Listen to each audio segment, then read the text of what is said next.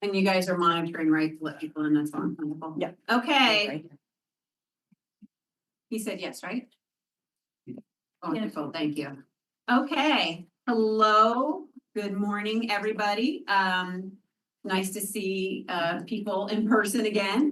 I'm calling to order the Connecticut State Advisory Council for Special Education meeting on Wednesday, February 26th at 10:05 a.m. I'm Susan Yankee. I'm the chair as well as a parent member. Don't forget, if you use an acronym, please just explain it quickly because many people that are watching don't know the acronyms and I'm still learning a lot of them. Next, we're going to move to council purpose and function. The SAC brings together the Connecticut State Department of Education, which is a CSDE, educators, related service providers, administrators, legislators, parents, as well as students and persons with disabilities, all dedicated to supporting the education of students with disabilities. Through these meetings, our priorities and recommendations are formed for the CSDE and the Connecticut General Assembly.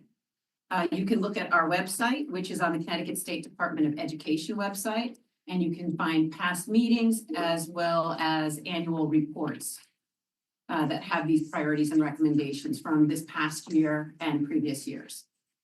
Next, we're doing introduction and roles. So hopefully I can see on Jennifer's computer, but we're going to first do in person here.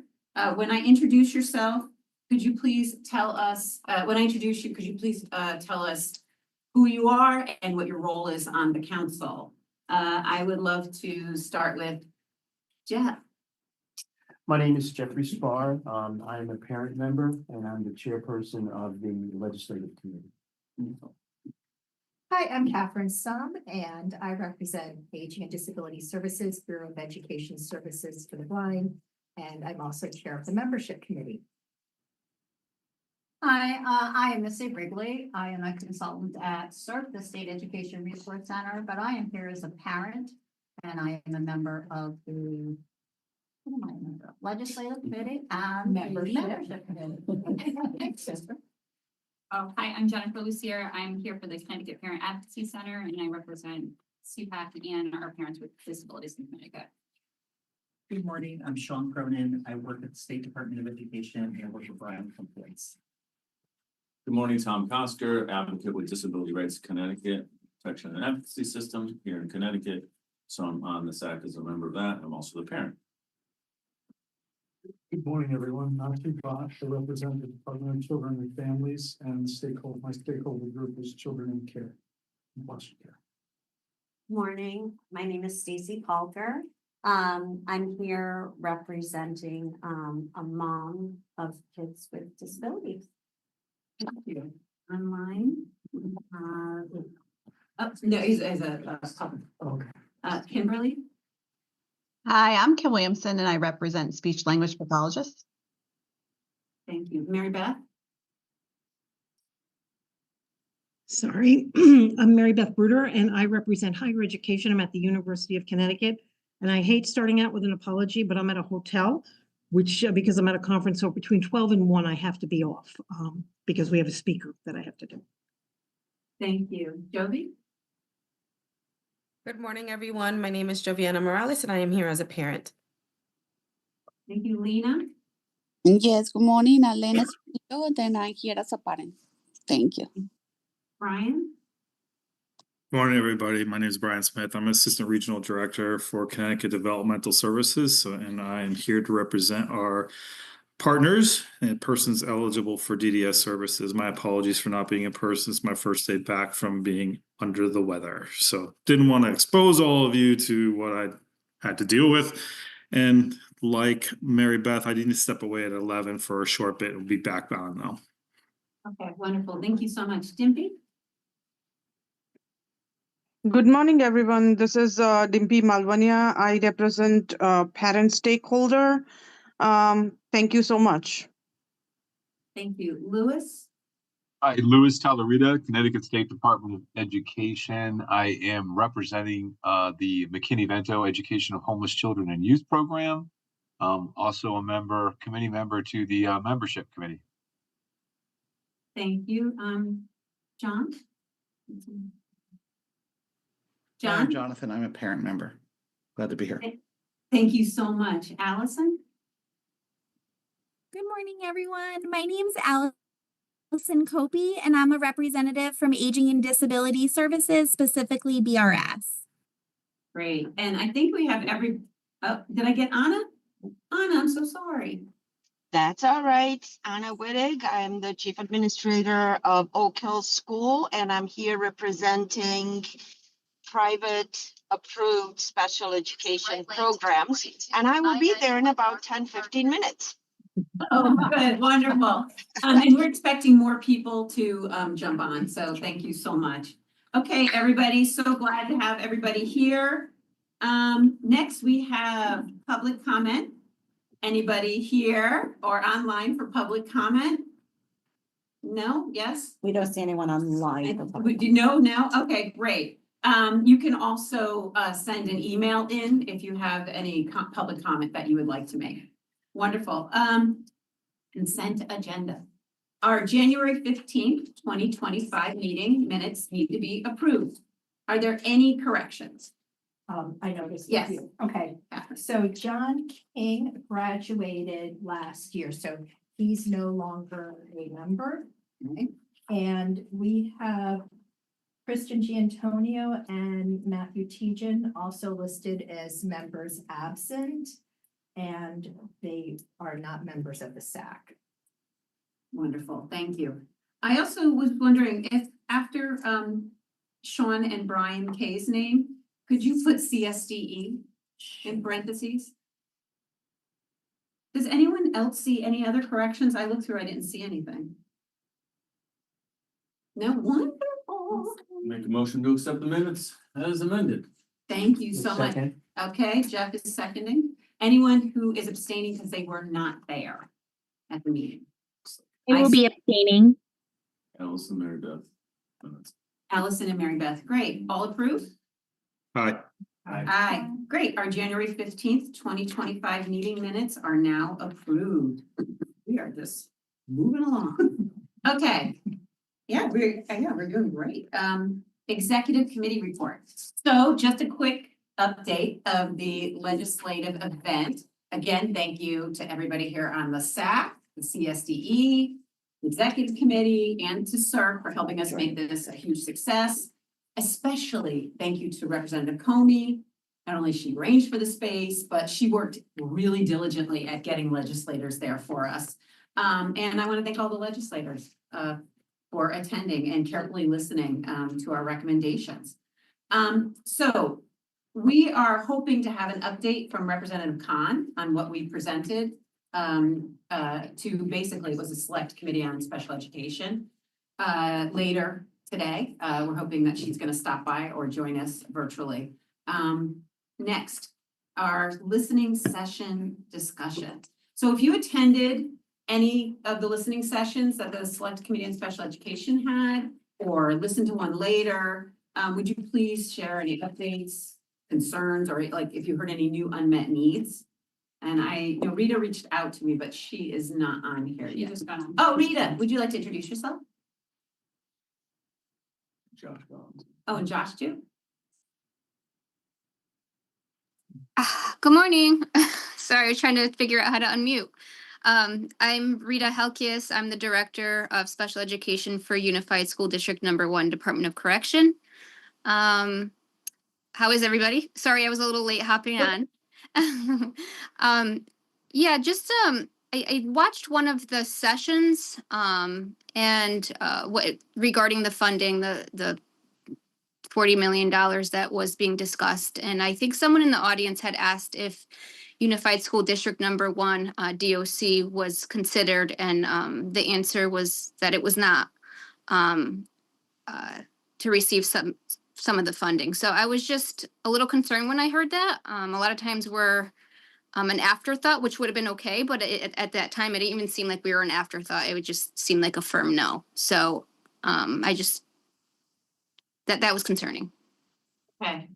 Thank you so much for sharing that with us. Tom would like to say something. Tom. Well, I'll just provide this information and correct me if I'm wrong, anyone in the room, but from what I understand, that $40 million that they're talking about, there's two numbers they're talking about. One is providing funding this year, the current funding year. They're also talking about, in Governor Lamont's plan was to provide an additional $40 million in the second year, which is 26-7 or something like that. But that money is towards excess cost grant reimbursement to boost that pot of money, which unless, Unified District 1 is outplacing students, what I assume they're not, then that's why they would not be on the list to receive some of those funds. I may have some of that wrong, but that's the way I understand it as I listened to the legislature and listened to this conversation about that money. So that's why it's for whoever applies for excess cost money. And I assumed Unified 1 doesn't, but. Yeah, no, you're absolutely right. We don't outplace our students because there's nowhere else they can go. Right. Right. So I think that's why it might be no. And what about the extra money for competitive grants? Yeah, that $14 million that they're Yeah, talking they about. should be Again, that's all eligible. still in discussion, so it's a great point to bring up to kind of, the reason that $14 million is being suggested is to grants to districts to keep students in district who might otherwise be outplacing. Again, not sure if Unified 1 would fall into that category because they're not gonna outplace, right? But it's to develop in-district programming. Now, you could certainly advocate to the legislature to say, consider us for some of those grants, just to continue to develop in-district programs within Unified 1. So it's something you can certainly do, and I'm sure they're willing and ready to listen, so. Yeah, and Rita, if there's something that District 1 you feel is underfunded and is unmet. Yeah. Then definitely bring that forward, and then, and if Representative Khan is here later this afternoon. Yeah, so I think sorry, my computer's going cuckoo. What most people don't realize is that we only receive federal funding. So we don't receive funding from the municipalities. So we have students from Bridgeport, New Haven, Hartford, but they don't come to us attached with any kind of funding. So we solely operate on Title I and IDEA. And so sometimes funding can definitely be an area of a barrier for us. So I think I was just kind of caught off guard when the answer was just an outright no. And Tom, what you said does make a lot of sense with that. Our students don't typically get outplaced, but that's not to say that our district wouldn't benefit from funding. Yeah, no, certainly. I just was responding to that $40 million number that you've heard bantied about in a couple of places. So everyone wants more money. So join the list and advocate, and I'm sure, Yeah, and advocate. Again, they'll listen. And advocate through us in priorities and recommendations. Sure. Yeah, right. Yeah. Well, thank you for allowing me to speak on behalf of that. Well, I will just add this real quickly as well. I'm sorry to No. on the ECS, the education cost sharing. I explained my acronym.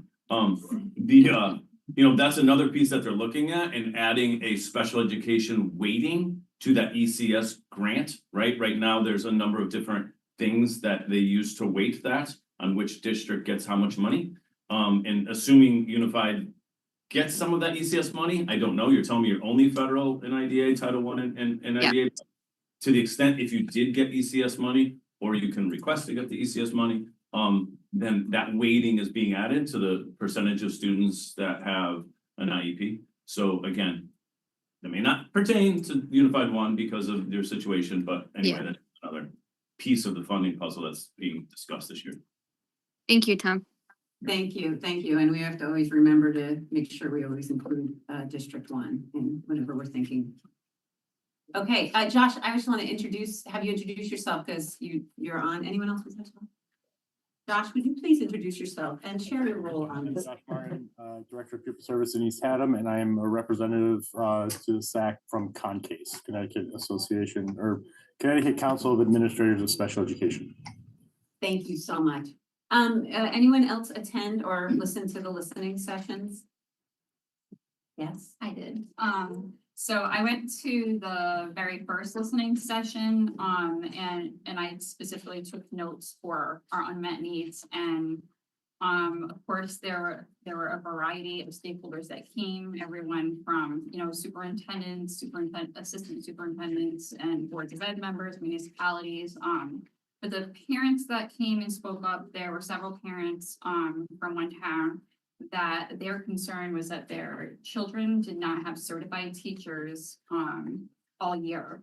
And one of them said that their child was only receiving, instruction from a tutor, in the classroom. So that was a concern, of the parents that came to that session. And then I thought it was interesting that some of the educators and paras that came to that listening session mentioned wanting extra training. Because that's something that I feel we're always bringing up and we're constantly being told no more mandated training. But there were multiple people that came up and said that that's what they wanted to be able to more effectively do their job. So that was my takeaway from my whole session. Thank you. I know you. Yeah, no, I attended the one in Hartford at the LB. I mean, some of what I just shared came from that Right. listening and conversation as well. There were a lot of people there, from superintendents of a lot of the large districts in the urban districts in Connecticut, parents, family, a lot of folks were there. It was very well attended. And I can say this, they're listening. I mean, there were a lot of issues brought up, a lot of it revolved around funding, and we need more money to fund. There's obviously a lot of conversation, as you probably know, around outplacements and trying to figure that out, because that's where a lot of this money right now is being discussed, is the excess cost, which is most generally around, the expense of outplacements. So there's a lot of conversation around that, trying to control those costs, et cetera. But, and there's a lot of challenges with all of that.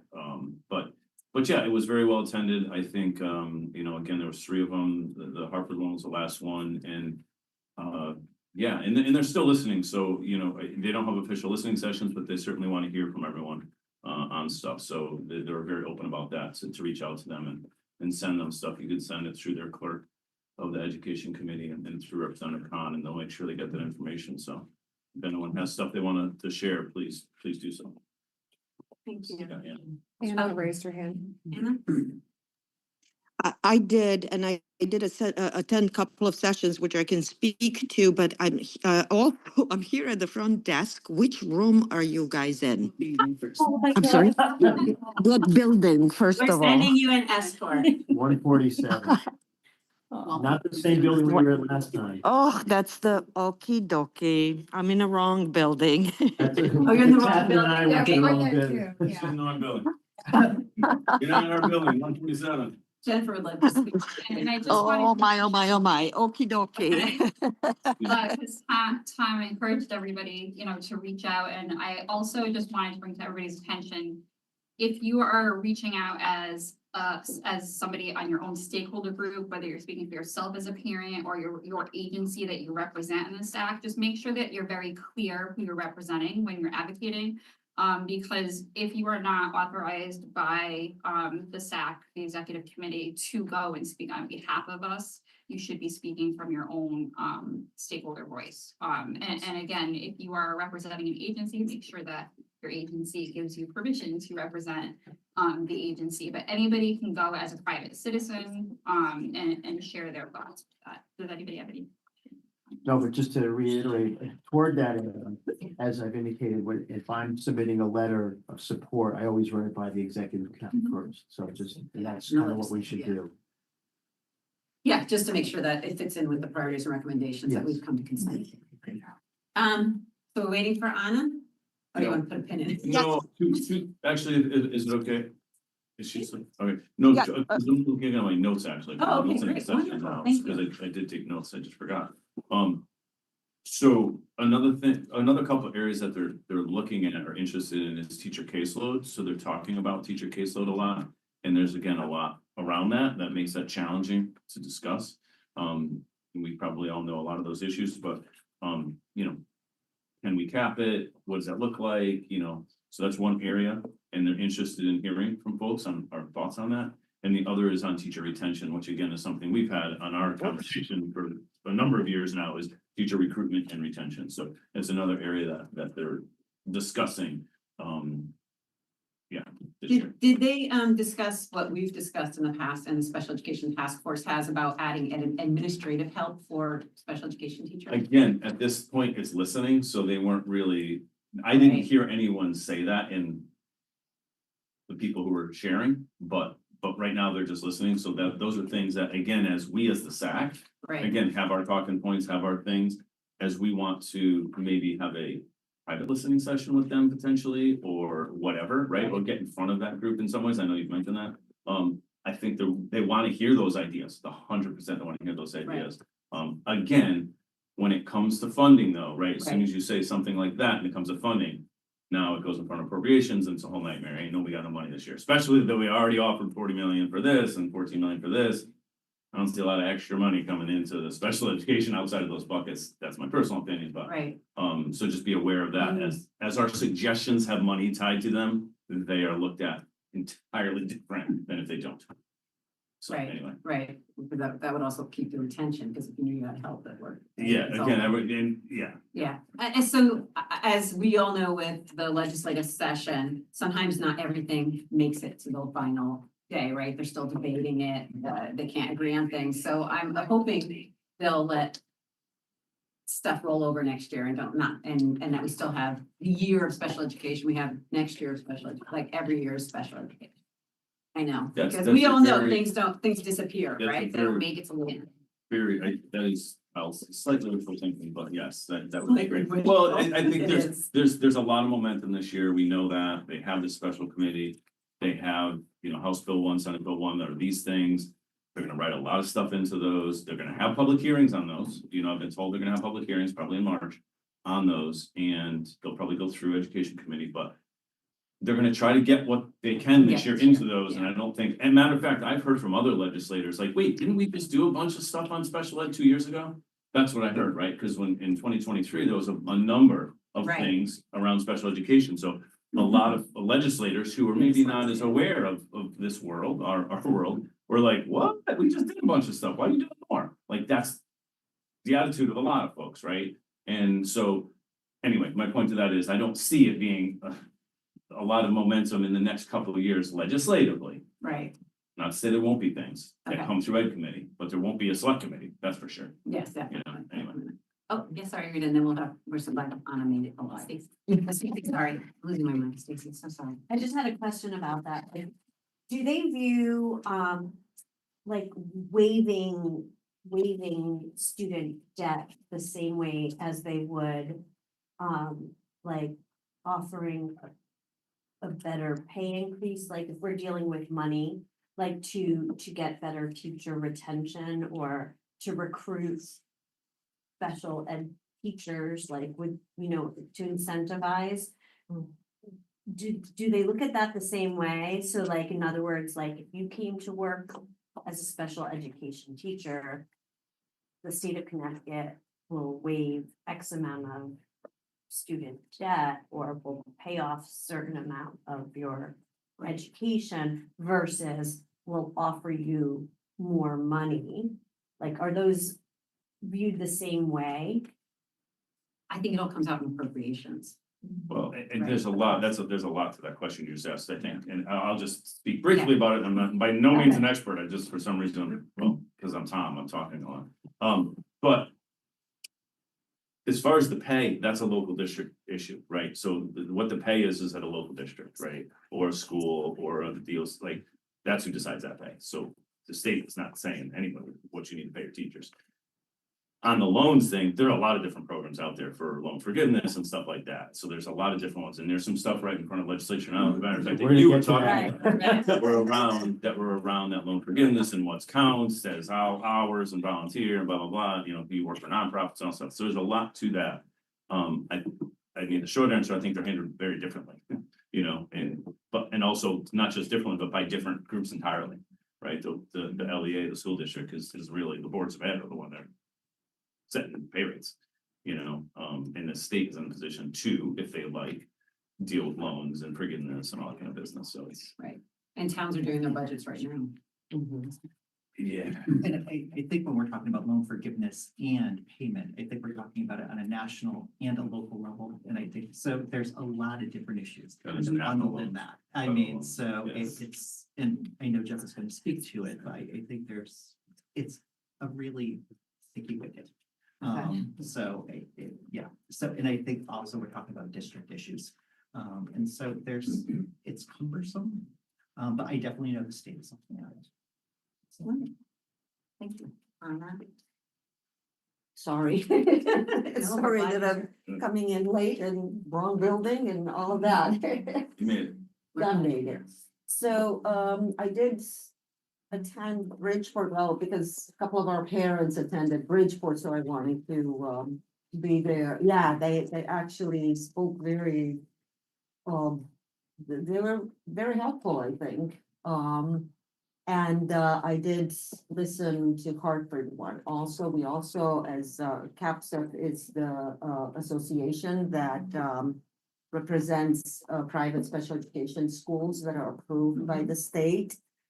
We did submit a couple of testimony. Well, it's not a testimony really, it's a written feedback, I guess.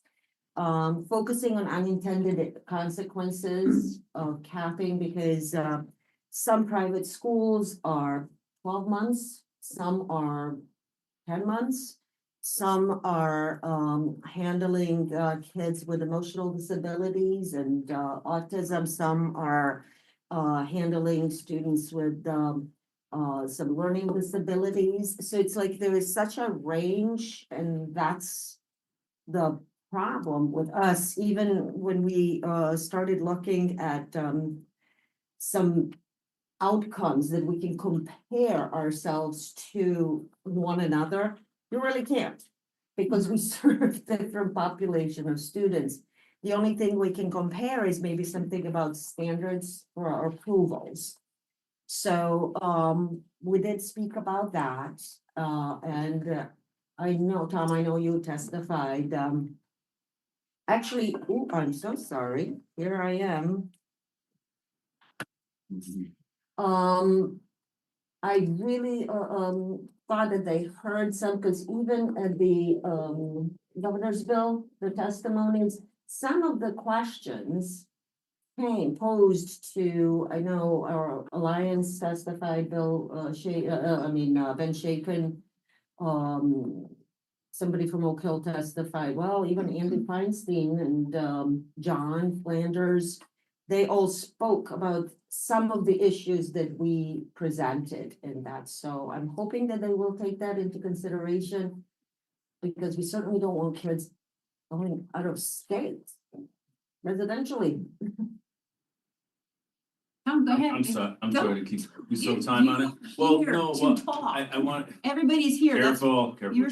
say. You're here to So, share. no, that's all We're great. just here to listen, Tom. Yeah, I'm sorry. Well, Like just thinking about the cap, just thinking about the cap. I didn't say. My neighbor. I think, I think the people on the committee, on the select committee, are aware of these issues, and as I've talked to them and heard from them in these different meetings, like they were asking about things like controlling costs. They do understand, not all of them, but enough of them and enough key people on that committee understand, like, there's issues around, like, that's problematic, right? I mean, this is me speaking now, Tom Koshker, that's problematic to cap, because it's individualized and there's such a range, right, of needs.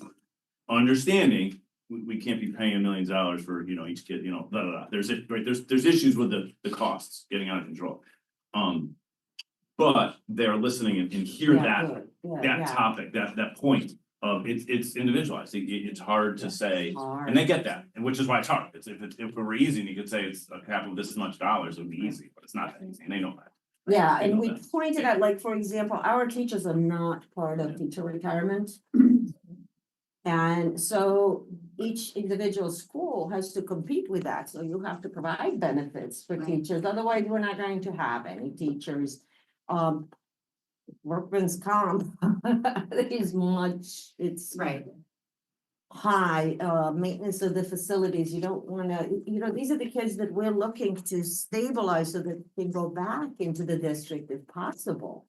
You know, these are not kids that belong Yeah. in a, you know, many times we rejected kids because we feel that they can be served in a public school, and we offered even help, and this is Oak Hill speaking, so I'm not speaking for CAPS. I'm just we just were told the live stream's frozen, so please, I want to hear, everyone wants to hear what you have to say.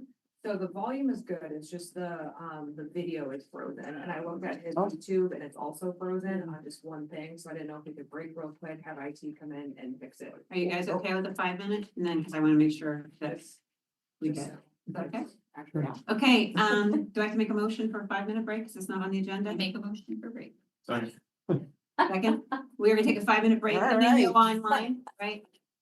Yeah, they should be able to hear Awesome. us. Our 5 minutes, 10:40. Pardon, at 10:40, okay. That's fine, so. Okay, We were audio going is too not- fast anyway.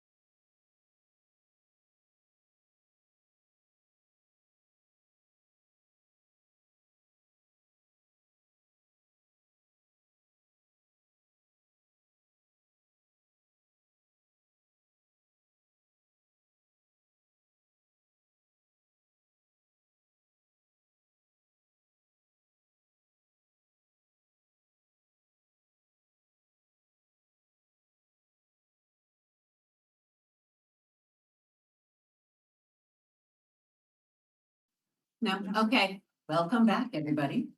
We would like to continue with Miss Anna. Thank you. Whittig. So we talked about, yes, I'm hoping, and Tom, thank you for sharing that. I'm so glad that it does feel that, because the listening sessions were prior to the hearings for the governor's bill. So that was nice to see. I think people are talking, or enough people are talking to everybody. But it really was very good, because what I think is happening that legislators and even superintendents do not have a good picture of the student population that private schools serve. So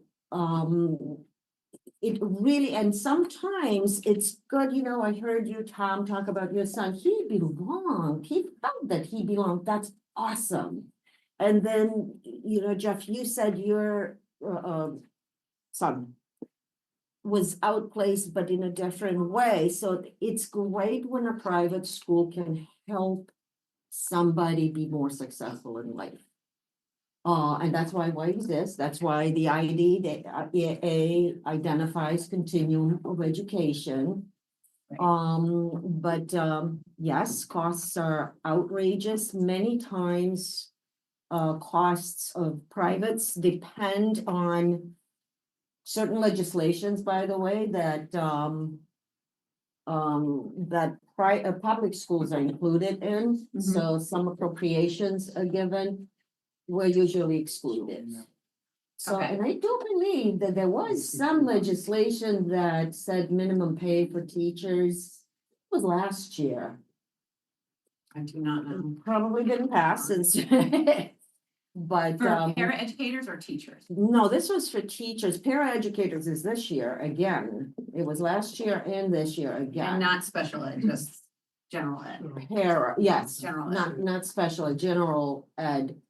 But the state is doing a lot of other things that I think SAC advocated for, like, you know, even that summer backpack, whatever backpack program. I think that's very meaningful, because teachers feel, wow, I do all of this work and I feel that people are appreciating it. So, you know, every little bit helps, but many, I would say most times, privates are not included in that. So then we have to come up with that money. Right. And how do we do that? We have to raise tuition. Right. So that was my spiel. Okay, we'll make sure I have my spiel. Anyone else have any comments about listening sessions before we move on? Because we'll also have roundtable, so we can also share during roundtable. Oh, wait, he put in something, so. Brian Smith, what did you just add into the chat? Well, I just added a link to the House bill that references this funding, and you'll find it interesting that's buried in a bill that's 16 or so pages long that predominantly focuses on veterans related issues. And it's the very last section that speaks extremely briefly on the $40 million. So That's the current one, right? Yeah. The current 40 million. correct, that's the current. For this current year. Yeah. So it's just very interesting on where it got inserted with respect to relationship to Veterans Affairs and selling of hospital properties and things like that. So, but anyways, enough said on that. No, thank you. Personal opinion. I did not go to any of the listening sessions. However, I did listen to a news briefing by one of our senators. And it kind of got my thought process thinking of how we've always strived to have some of our elected officials at the table at this committee, at this council. And the struggle has been real without Representative Comey and Lenahan, I believe it was prior. Listening to this particular senator just reinforce the disconnect of those who sit in those seats and the work that this council and committee does and they don't reach out to say, you know, hey, look, we have this possible amount of resources. You guys are working on this regularly. Are there areas that we should be looking at, or how to deflect this funding, or how to mitigate things? So it just seemed to bring up that disconnection between the work that this group has been doing over the years and the elected officials on Capitol Ave. So I just wanted to say that as a, not as a DDS state employee, as a person, because it was my senator in my district who was speaking. And so I hope to maybe cross paths and share my insight on that. But I know there's targeted, as Tom is mentioning, targeted areas, and she referenced specifically however they figure out the calculations or whatever. So not every district is going to get money. It's based on whatever magic number. But it just brought that up. So I just wanted to share that in our efforts to try to get some of them at this table, so that way when they are on those committees, they have an opportunity to bring the voice of this council towards it on some of these initiatives or concerns like Anna mentioned, if costs increasing and retention of staff that we've all talked about, et cetera. So I just wanted to throw that out there, not sat through any of the sessions directly, but feedback from somebody who did the tour in their political seat. So. Right, and today we were supposed to be at the Legislative Office Building, which would have been an ideal time for them to just pop in and learn about us. The other thing is I don't feel, and it's very hard because it took me a while to grasp what every agency does, what their responsibilities are, their funding, things like that, and I'm still grasping them. And I'm sure if you're a new legislator coming in, you don't understand what everybody does. So I think if we had more legislators as a part, even if they just come in for a little bit, it would really help them and help us streamline what we're doing. So I as chair of the SAC, I completely agree with you, and as a parent member. Jennifer, did you want to say something? Oh, no. No? Okay. Anyone else on anything in listening sessions? I Yes, just sir. I didn't go to any of them, but what you read in the paper all the time is about how Connecticut compares as far as the amount of individuals going into the private schools and the cost. So I'm just asking a question because I didn't even attend any of them. But were there any conclusions given as to the root causes for that? No, we actually were hoping to get more data on what he's talking about, outplacement. No, they were just listening to these sessions. Yeah. Yeah, but I know we had mentioned that earlier, like maybe more, I don't know, Sean, is there data on how to? I'm sure we could get more information on private special education programs. I mean, Brian would be able to access that data, so we can get that for one of these meetings. That would be really wonderful. And there's lots of reasons. I mean, Yeah, there's a lot of. the short answer is there's lots, and Brian brought it up at our legislative breakfast. He was answering the question to some of them, like, there's lots of reasons. You got a napkin. Oh, geez, yeah. But yeah, there's lots of reasons Get an that, injury. as I talk to the guys. Injury timeout. Injury timeout. Yeah, no, 30-second timeout. Like 30-second timeout. 10 minutes to It's heal. funny, lots before of, you're- lots. I'm a quick plotter. You are, okay. cut Anyone myself else? shaving And this morning. remember, we'll have, oh, wait, I see a hand. Okay, Lena. Yes, then I didn't go for any of the listening sessions, but yesterday I was at the family day for the ARC for children with intellectual disabilities. And then we just were hearing, the same that we are talking about, the lack of staffing, the funding, and then it was kind of really kind of devastated, for everybody. All the organizations they were just pounding and trying to express that the necessity that please don't cut the funds, because we need it. This population is in need with a lot of services. It was hard. We went there for 10 to 2 o'clock. We were expecting a lot of more families over there, but then there were a lot of organizations, but we didn't have we should have a big group of people there. supporting us. Then that's it. That's what only one I want to share. Thank you. so much. Thank you. Thank you so much. Is there anyone else before I move on to membership? No? Okay, membership committee report, as Catherine Sum, if you have a minute. All right, so I'm working on organizing a membership committee meeting because good news. We have a student who is interested in joining the SAC, so I'd like the committee to meet, we can review the application, maybe have a follow-up meeting with the student. That's always nice when we can meet the students. But we still have additional student vacancies. So, Mia, thank you so much for being our student representative. But we have 3 student vacancies. So if you know any students who are interested, please, encourage them to apply. And, I don't think Lori Fortuna is on, but a shout out to her because I think that this applicant is someone she encouraged, so shout out to Lori. And then we still have 4 legislative vacancies, of course, those are appointments, but I think we're all doing our best to encourage our elected officials to attend the SAC meetings, and hopefully something will come of that and we will have some more legislative members in the near future. I'd also like to add that we're at the time of year where we need to look at upcoming vacancies on the SAC.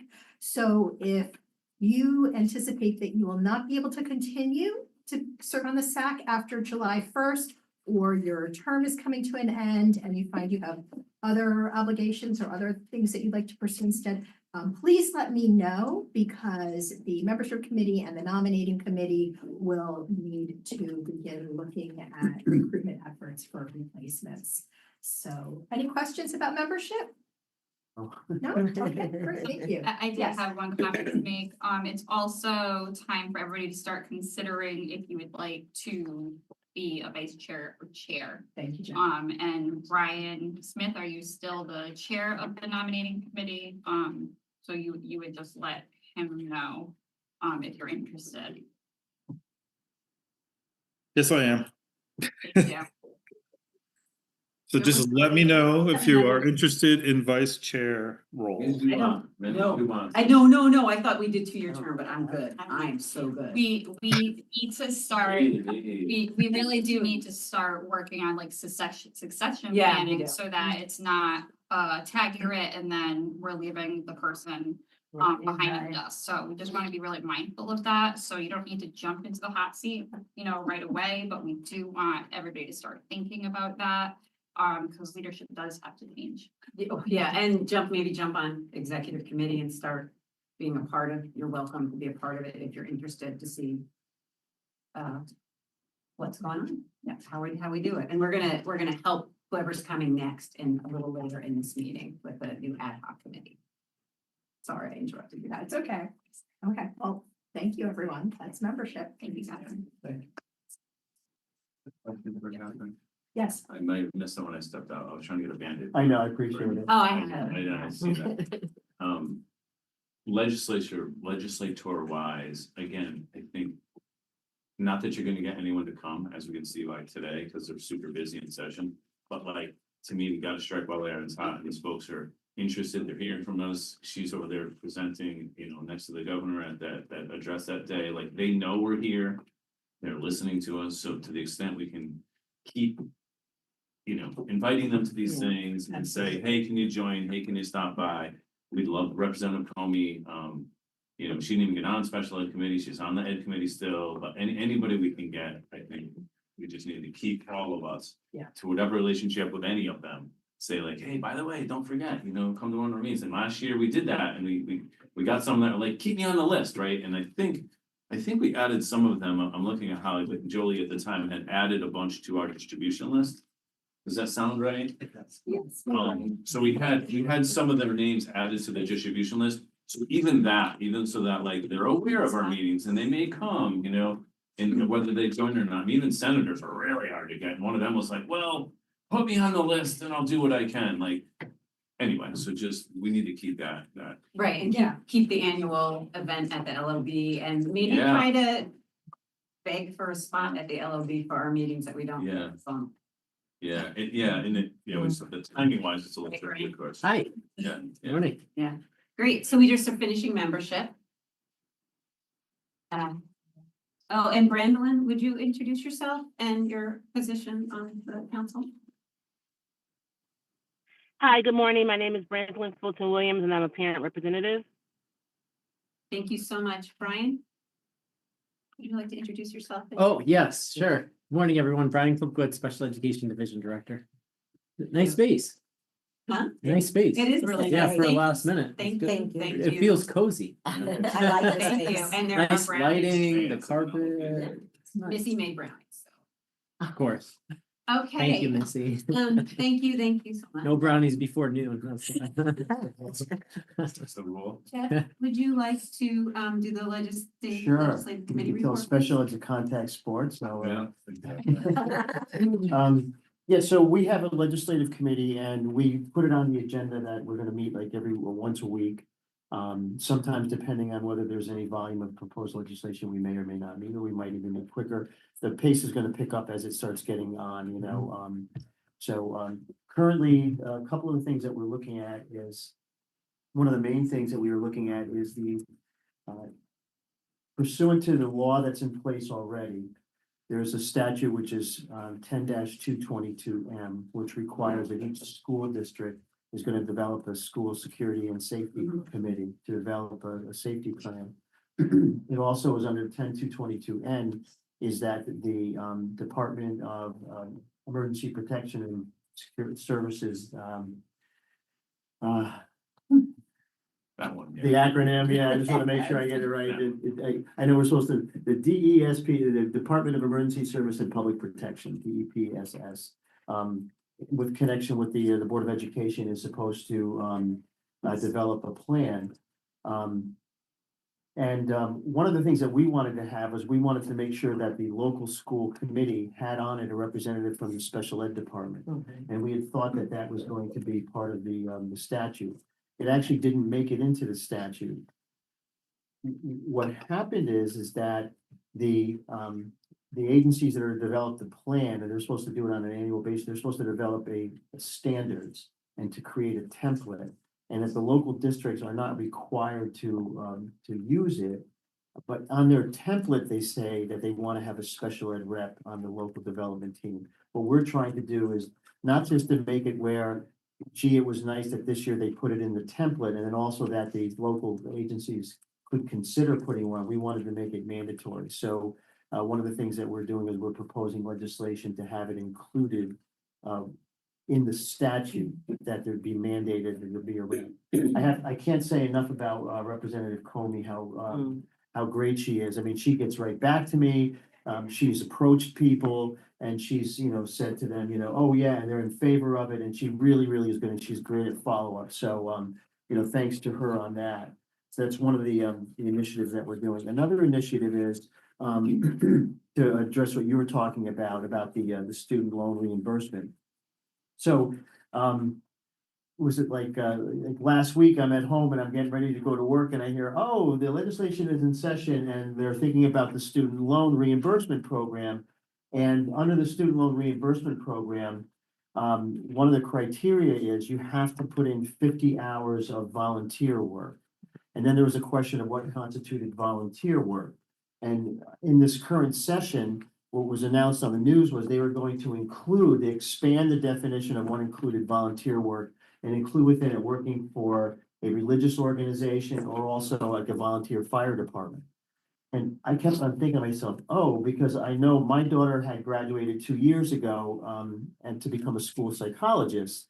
And, you know, I know what kind of student that she had. And one of the things that she had was, while she was doing as part to get her certificate, she had to do a year of a practicum, and then she had to do a year of internship, and she wasn't getting paid for that. You know, so she was working for the public school system in Fairfield, doing this work.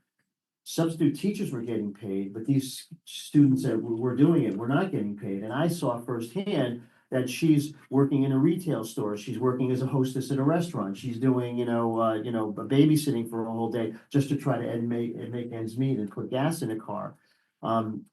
So one of the things I thought was, what about if we also included within the definition of volunteer hours, the times that these people had spent doing their practicum or their internship? I mean, come on. And it would seem to me that it would kill two birds with one stone, that we're, as you had mentioned, the deficit of the retention, the incentivizing to come into the field and the retaining them. And then also then expanding it to include, including that. So it wouldn't be the pay, but it would be something that's a little bit of a rainbow at the end of the storm there. So that was something. So I put together something for the executive committee to take a look at. I sent a letter. I mean, I won't read it, but should I read it or no? You sent it, right? Yeah, you sent it to That's- Everybody, okay. You got that. Everybody Okay, got I didn't know if everybody, so basically it was a proposal, so I sent it to, the agency that was doing the reimbursement was the Higher Education and Employment Advancement Committee. So there was two individuals there. There was a Representative Haddad and a Senator Derek Slapp. Now, fortunately for me, living right around the corner from me is Bob Duff, who's the Senate Majority Leader, and his son and my son were best friends growing up, so that was good. So I'm like, hey, Bob, what about this? So he wrote back to me and he said that he would speak to Senator Slapp, and he was wondering, he said at this point, it might just be a budgetary thing. But then also in the meantime, Robin Comey had spoke to the individuals as well, and she said they had open ears for that, so they were possibly in favor. So one of the pokers that we have in the fireplace right now is to try to get that passed. Brian had sent me something this past week. It had to do with benefits for paraeducators. I didn't get a chance to really do a deep dive on that. So I'm not really all familiar, but I can know. speak to it. Okay, yeah. Basically, last year, the comptroller dedicated funds to paraeducators for to supplement their insurance plans at the local Healthcare level. insurance, right? Yeah, healthcare insurance. So what this bill does is it extends it another budget cycle, so it just continues it a year. There is a second part to that bill, though, that would be would be a financial burden on school districts. What it does is it asks the districts to provide pensions for all paraeducators in their programs. And the state will provide 50% of the employee contribution to that pension. So that would be obviously an unfunded mandate to local school districts. And that one is actually up for public hearing right now. Right now, yes, that's one of the bills Today, that the right Ed now. Committee is hearing They're testimony on. hearing testimony on that bill right now, Yep. 7010. Yeah. So if we do, to the same idea, want to submit testimony on that, just as simple as we're in support of that, yada, yada, Paris, shortage, whatever, we can submit that written testimony. I think, I don't want to speak out of turn, but, on behalf of the SAC, if I know Jeff's written stuff up in the past, executive committee, we go through our process. And Yeah. approve it. Right. But to get that done, and even on the other one, that one happens to be going on today. But the other ones, the other student loan reimbursement, if there's something that we want to, again, I know we have to committee, vote on it sort of stuff, but then, and then putting it in testimony, because talking to folks is great, but they do read Right. those testimonies. There's- Well, I did submit it to the commentary. You submitted testimony to that bill on the student loan one? Yes. Oh, But okay. not the parent. Okay, good. I Yeah. couldn't remember. Is there anyone who would be opposed, if the SAC supported or has comment if we supported, the paraeducator bill? I'm with assuming any pension? school district or approved Yeah, private Josh. program. Yep. I'm not I sure think- that it I mean- includes privates. Oh, that's a good point, Anna. It does not, say because any. the other one didn't paraeduca- include The private. language Yeah, it does says, say any. Boards of the Education. language says to continue for the fiscal year Right. ending June 30, 2026, the comptroller's subsidy program for healthcare savings accounts or healthcare coverage of paraeducators. Two, Right, require boards of education to pay the Yes, full of course. employee contribution to the municipal employees retirement system for paraeducators. And three, require the comptroller to annually reimburse such boards 50% of the amount of such payments. Right, but I mean, again, this is one of those that privates are not included, so we Mhm. will have to compete with that, Mhm. so. Right, What do from we a hiring do? a para. Right, Mhm. raise the tuition, that's the only way that we have. Josh? And I think, this is a difficult budget season for many, many, many school districts throughout the state. ours included. I think like we're putting forth an 8% or plus 8+% increase. And that's really contractual obligations. It's not us hiring additional staff. It's not us expanding programs. It's really just meeting our contractual obligations. And to be honest with you, most districts, their contractual obligations are outpacing what has typically been the typical rate increase. I mean, we've on average, I think we're a little under 3% year over year for the last 7 years. I point that out because this would be another unfunded mandate, and as much as I can understand where it's coming from, what by adding this, you are essentially removing teachers in classrooms. Yeah, the districts would have to reduce their staffing levels to meet that. The pension To meet or the healthcare? For para educators, because if the districts have like a finite, yeah, exactly. There's one of two things that would have to happen. If they could increase their budget to support that. But my guess, I don't know, I'm just saying, like picking a district, let's say they have 100 para educators. If they do increase their budget, maybe they can provide that benefit to 25 para. You know, they would have to be some decision, but if there was law to say that all paras would. I mean, I think the intent behind it is to everything that we've talked about, that para educators deserve a living wage. We want their vacancies. We want to make sure that they understand the value that they have in the school district. So it is a good thing to have a pension and have those things in place. It's a benefit. It will draw people to the profession. But if the districts don't have the funding to support it, it's going to impact their already proposed budgets in some way. And So sorry, Anna, I just Yeah, want yeah. to say, so what we testified this morning for the State Department, and we just put a line there that this will impact LEAs. Yes. It's an unfunded mandate for LEAs. So if the legislator knows that, you could, as the SAC, say, in principle, you're behind Yes. insurance pensions for paraeducators. However, it should be funded. Yes. Right, fully funded. Yeah. Or, some type of, I mean, that's one option if you did want to. And we're talking about shortages, teacher shortages. See, I see paras and potentially going into the field and becoming teachers, yeah. certified teachers. Yeah. And if we provide them with supports, Yeah.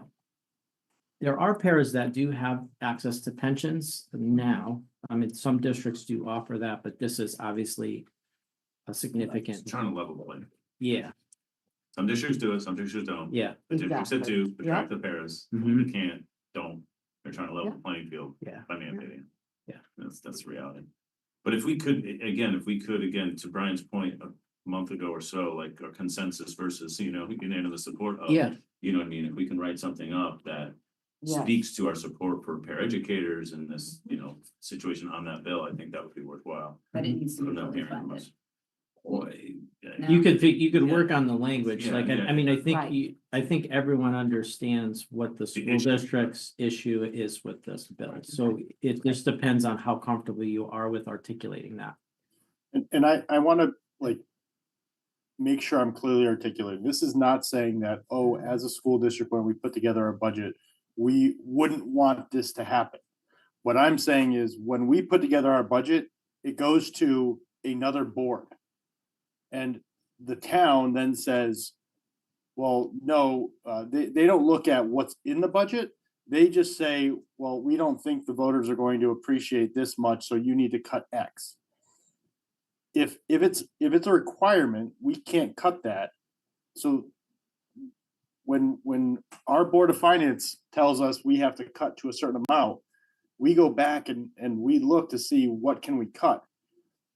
And usually those amounts for supplies, we're talking about minimal amounts. The big dollars are in staffing.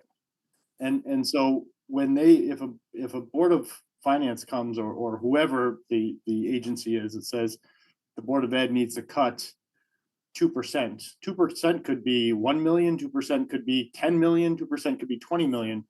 We're not talking about books. We're talking about individuals, and that just means that there's going to be fewer people working with kids. And Jeff, are we having, tell me if I'm jumping ahead, but are we having we're having our legislative meeting tomorrow? Josh, will you be there? Well, You're gonna be late, but Tom's, right? I don't, well, we usually meet at 9:30. I have a 10 o'clock doctor's appointment, so I don't know if I can do it. Okay. So what I could do is, I was wondering if you wanted, I could do a letter on this raise bill at 7010, expressing that we're in favor of incentivizing the entry of individuals into the field of paraeducators, supporting them into maximizing retention, just like a general statement like that, as opposed to touching upon the issue of pension. Is that what we're talking about, doing a general statement? No, like that that? still says we support the. Yeah. I think, Well, I wouldn't say I'm supporting that bill, just to say we're just. in spirit, I mean, we The concept. fundamentally, we do support paraprofessionals in build and feeling the career coming on, so basically paras today, they're there, they're paid less than, a cashier at Target, not that I'm minimizing cashier at Target, but they don't have benefits many times. They don't have, or they pay so much for their benefits that it's probably easier for them to just get their own. And it doesn't feel like a career coming on. Yeah.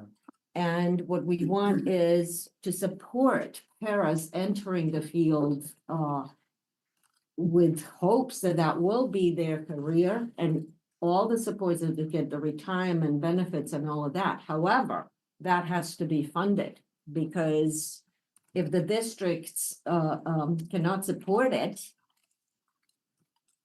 they'll be Yeah, I mean, getting caught. Yeah, I think you have a couple of options. You could support it as is holistically and just say that, like, we support this bill. You could say, we support the concept of the bill, but have concerns about an unfunded mandate for Yeah. the school districts, just plain and like, it could be Yeah. 2 sentences. Could be Or two you could sentences. say, because when these bills pass, if they go forward, they're gonna go in front of appropriations, and appropriations is gonna say, what is this gonna cost us? Like, what is the 50% that we're contributing? That's a What lot. is that dollar amount? Right. It's a lot. And then it's gonna be, no, we can't do that. Exactly. So it's a good So, chance. but that's not your, like, you don't have to overly focus on the fiscal part as the advisory council, just the concept, I think that you're in favor of. If you all agree and come to consensus on that, but recognizing the impact on, and you're concerned about how the districts could improve, something like that. And when you submit it, it's, support, oppose, or neutral. Yeah. So you just click the neutral box and it Mhm. won't say support if we're not comfortable, all parties, to say we support this piece because it's unfunded, right? And other, Mhm. we're sort of in a mix on that, then just click the neutral button and they'll still read our letter, it just won't say support section, they'll just say neutral, so. Yeah. But then they'll still get the facts from us, where we stand in our stakeholder group. So clarify, we are not, I thought we were having a work group in the, just for a little bit. Tomorrow morning, I'm actually tight for tomorrow night as well, but. Okay, all right. I It's like- This won't is a be pretty, there. I mean, Susan, you could just ask now if anyone's opposed Right. to Jeff writing the testimony that says their support, the neutral, we support the concept, but are concerned about. Like, if anyone is uncomfortable with that, then maybe the legislative committee can work on it So more. I would do the neutral one, saying that just basically, with a letter, just generally in favor of incentivizing the entry into the field of paraeducators, supporting them and maximizing their retention. Regarding the specifics of this bill, we are concerned about the financial impact. That's it. on Of the- section 2. On a local level. Because it's an unfunded mandate. Right, so It would that would be be. okay for me to do, like, we're in If you want. favor of increasing paraeducators. Mm-hmm. We have a concern about the financial impact. Josh, anybody have any comments or concerns? As long as we're looking at, like, articulating the importance of fully funding this. Yeah, by the I think state, that's I don't have a right. concern with that. Concern about funding, right? Concern Yeah. about funding or, Yeah. or fully funded mandate? Well, Because again, I think just if we say express concern about funding, that gets to the point without, because some people want to fully fund it and some people want to not fund it, like, you know what I mean? So like. Well, I could, people- I could sit there and I could say, in the absence of this being fully funded by the state, we have concerns of the financial impact on local boards of education. It'll never be fully funded by the state, so. I understand It's not that, gonna but. happen, yeah. Brian, which And one- if it does, it'll be temporary, right? And it'll be in one budget cycle and then it'll. be Right, passed will out to it? the Yeah. district, Unless they continue it. each Right. time. So how about if I Yeah. draft a letter and I'll send it to the executive real quick and then 7010. come to and we'll just, and we'll. Yeah, and send it, to make sure, just send it, how about send it to legislative 7110. and then we should do executive. Like first send it to legislative, so if anyone has a comment, clean it up, so that'd be Anna, Josh. Yeah. And Yeah, then, and then send it, and then, sorry. All right, I'll do it, okay. yeah, I also won't be there tomorrow, but if you send it, I also have. I'll do it this doctors. afternoon. What is it with doctors? Okay, so there's no legislative. Doctors are for busy. tomorrow, they're canceling the legislative for tomorrow. Do it via because- email. Yeah, we're gonna make Jeff do it. Okay, yeah, do it. Do those things. via email. I will say this though, in the absence of having a meeting tomorrow, look, they're meeting like every Wednesday or every other Mhm. Wednesday right now and having public hearings. So you can look tomorrow and they'll post next Wednesdays, right? Friday, I think it's 5 business days or something. Yeah. I think it's might be tomorrow. They have to post it for next Wednesday. So if everyone takes a peek at that, takes a look at the list, Brian's been sending it to us anyway, Yeah. but it's right on their website. And take a look and then you'll see 7010's up next week or whatever the one, 5517, the school safety one, like when that comes up, then we'll be able to see it. And then we can shoot that testimony in. So, yeah, and we can maybe even adjust our meeting because like that list comes out like the same time as our meeting. Yeah. But, you know, so it's a little tricky. I'm realizing that now. It usually comes up on Thursday. Mhm. They post for the following Wednesday, so we can consider shifting that a little to give us a little more time to respond on a Friday or something. But anyways. Okay. I'll put together something in the that's short all. term for this. Thank you for your work, Jeff. Thank you, This is a Jeff. lot. Thank you. Anything else, Jeff?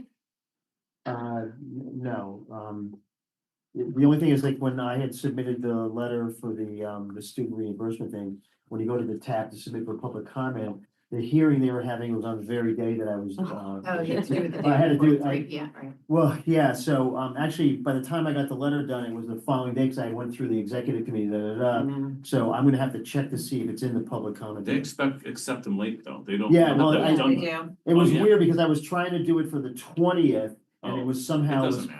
closed up. So, but I submitted it for the following meeting, but Yeah. so the question I had is I submitted it for the following meeting, the following meeting, public commentary was open, Yeah. but it didn't have this bill on the, well, anyhow. so No, I- you just do it for the past one, because you can even post right now for the one 2 weeks ago. You All can right, so still I'm gonna- post I'll comment double, about a bill that was on last Wednesday. okay. You could still submit. Oh, that's I'll good. redo I that think then and it's make 3 sure. p.m. Yeah, you can still submit. I'll take care of that. It's, Yeah. it's, there's more time to it. And Jen's Okay. pointing to the clock is what she's doing right now. I'm just letting her know. Good job.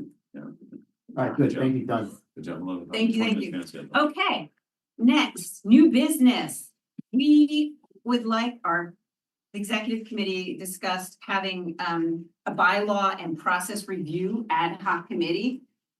We need to, review our bylaws, but we also need to make clear policies and procedures for the SAC and the committees. And make guidelines that will ensure smooth transitions so that whoever is next in leadership in committees or the SAC will have something that they can refer to, because multiple times while I'm here, I was not sure what was the order of events, say with like membership and nominating and things like that. So the chair, with the consent of the council, may establish ad hoc committees as deemed necessary. I would love to open this for discussion. Anybody have any thoughts? This is where everyone looks at their shoes. Everyone looks at his. Okay, so how about this? Are there any objections to this proposal? I think it's a great idea. We've done this in the past. We've had times in the past since I've been on the SAC that we do this. It's a matter of if we have the people that can man it, so to Right. speak. So that, I think that's it. I think it's a great idea as long as people have the time and energy to do it. Yes, sir. I do not, so. Question. So you're looking to review and revise or update the bylaws in general, like Just, all yeah, of just the go bylaws? through them and just make sure if something's Like just not kind of taking a clear. fresh look at it, new Yeah. perspective, and then making any revisions, those revisions would come to the full council. Exactly. And then you're also looking for each of the subcommittees to to look at maybe protocols Yeah, how or would that- yeah. processes with each of the subcommittees that may or may not be added to the bylaws. Yeah, well, I think that's separate from the bylaws. Got it. Yeah, Okay, operational procedures. There we go. Excellent. Well, some of it's like, I know It'll be it's- separate. I just wanted to throw it all in one committee. Got it, understood. it makes sense to something like legislative, right? Like, here's Yeah. the process. Chair, group comes up with an idea, blah, blah, blah, brings it to the executive, that's not written, right? Right, That's- right. that's And sort then of if someone like wants to how be we the roll. chair next time, you know. Then this is how you Jeff know is- roles. yeah. Right, because then when you might be. She's getting ready for her exit, so that the next person can know Off the how the bucket. process is set up in place. Yes. Yeah. Numbers. Because the last time we did this was when you started, Yeah, it's been a When did while you for the start? bylaws, 2017. so it was right I around think our there, maybe bylaws- 18, we yeah. redid them in like 18 maybe. Yeah. Do you envision this being a time limited? Yeah. Bylaw? Yes. Just That was a wanting big to yes. verify. My Something hope like is a that 6 month or committees something will like look inward and give us that information. So, according to Robert's Rules of Order, by unanimous decision, we now have the bylaw and process review ad hoc committee. So we need a chair, a vice chair. If anyone's interested in being even on this committee, please reach out to me via email if you want to chair it, if you want to vice chair it. We have to have a minimum of 3 members, including the chair, and it can include people with expertise. So if there's somebody at CSDE that is an expert, like say bylaws, that's something. Jeff, that's something that we don't, because Jeff's the expert here. If I'm there's just an expert, but I'd be happy to sit on it. okay, all right, Okay, we great. have one member. We have one member. Nonetheless, yeah. And committee chairs kind of have to. Yeah, I'm there. That's okay. Yes. So it will be helpful, yeah. So, and I would ask him this to Susan, I'll- any, Oh, sorry to go interrupt. ahead, no, I was just gonna say, All the everybody chairs are off. who is on a chair of a committee, if you could just really kind of look at processes and maybe processes that will work better in the future. It's simple, you know, I think Yeah. it's simple, Yeah. it's just having them written down. I think it would be great for our newer members of the advisory council to be invited to these meetings to just review because. You know, maybe Sure. people have Maybe read know, them yeah. or something, but it's just a good way to dive in a little bit deeper to the bylaws so if you have joined the state advisory council in the last year. You're invited to the meetings. That could help Okay. like round out the perspective on it. Very true. Okay, yeah, that would be great. Yeah, because when you have newer people, as when I was, you Yeah. immediately see the confusion. And then what do I do next? Look on the face. And it's a Okay. reference document too, like we're always looking back to it, Yeah, you know, when things come up. Consent, like what is not consensus, but quorum, like we had to look Yeah. that up like a couple weeks ago. We need to- You think you remember, Yeah, but we it's like, looked it up what is the actual? we need to- 50%. Yeah, we need a little bylaw cheat sheet for those. Yeah. for the meetings. I urge anybody, I always try to like be very mindful of people's time, so if you want to be a part of this committee, that's great. I'm assuming a lot of it's gonna be done via email rather than like formal meetings. Yeah. Right, and then everything will go to the full SAC and executive committee. Okay, next, agency parent updates roundtable. Please raise your virtual or actual hand to share any unmet needs, and I will share with everybody my script that I write, whoever takes over for me. Please share any unmet needs or positive outcomes from your interest holders. Remember, events aren't announced here. We send them to Jen Lucier, and then she distributes them via email to the whole SAC. So raise your hand or virtual hand if you have any unmet needs. And we already had a quick discussion. Nachi, do you want to bring up what we're discussing? Sure. Thank you, Susan.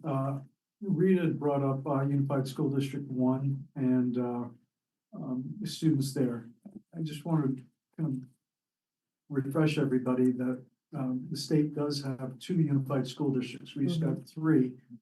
We used to have DDS used to have a school district. Now it's changed, and so Unified School District 1 and 2. 1 is corrections, as you know, and 2 is DCF. DCF does have a school district. We have 2 physical schools in 2 facilities. We also have a virtual academy, which provides supplemental credit recovery for students across the state. Needless to say, the reason I bring this up is because it's a very small subset of the student population. but we as a SAC should be aware that these students are there in facilities, and many of them, a majority of them have specialized needs. That's all. Thank you, Susan. Thank you so much. Anybody else who'd like to speak? Yes. I could go, we already talked about it, but one of the things that CAPSF, again, private schools approved have been struggling with is getting information more, and Josh can maybe fill in there too. Getting the proper information to superintendents, because we have been focusing on, we met with Fran Rabinowitz a couple of times. And they're not always aware of the cost. Superintendents are not always aware of what is the cost. So for outplay students, and I know they mentioned superintendents have been talking about RESCs as well. So it's like we're kind of bunched with RESCs, and is it RESC? Is it private? But they just got this bill, which includes usually transportation, which is completely different entity. They're not always sure if the raise in cost is a raise in tuition, or is it a raise that maybe a student needs a one-to-one now, or needs additional supports or something like that. So we are trying to be mindful of that, and to really focus on identifying, hey, wait, this is the tuition, and this is that. You know, some schools are a la carte, if you will, where if you need OT, if you need PT, they are that's an additional charge. Some of us our tuition is our tuition, so that includes a psychiatrist and optometrist and everything, all those related services. So that's been a struggle, how to get that to the superintendents. Okay, because you went through Fran, so you would think. Well, we are, yes, and Fran is the one that identifies, says, no, I get the bill.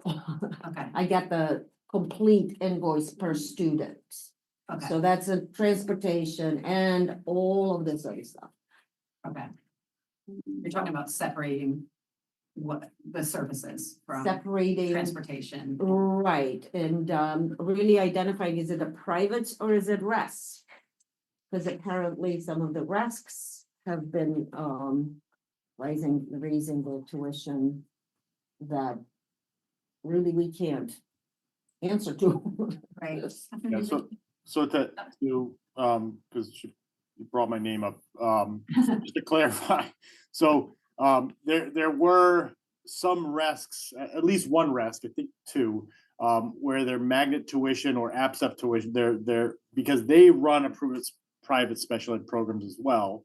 But they're quasi not like they're Brian, you can correct me if I'm wrong, they fall under the APSEP title, but they're no, they're not. No, they don't. Not the same approval process. No, they're not You're correct. They do run the special education programs, but they're not state approved. They're local district. Right, they're considered a local district, and so there was at least one, I think two districts that had pretty substantial tuition increases. I think in like after the school year began, and so yes, Yeah, Middle of the in year. East Con, it was, yeah, so there was communication that went out to all the districts in the East Con region that their tuition costs were increasing by 14% and transportation by 4%. right, In January, this January.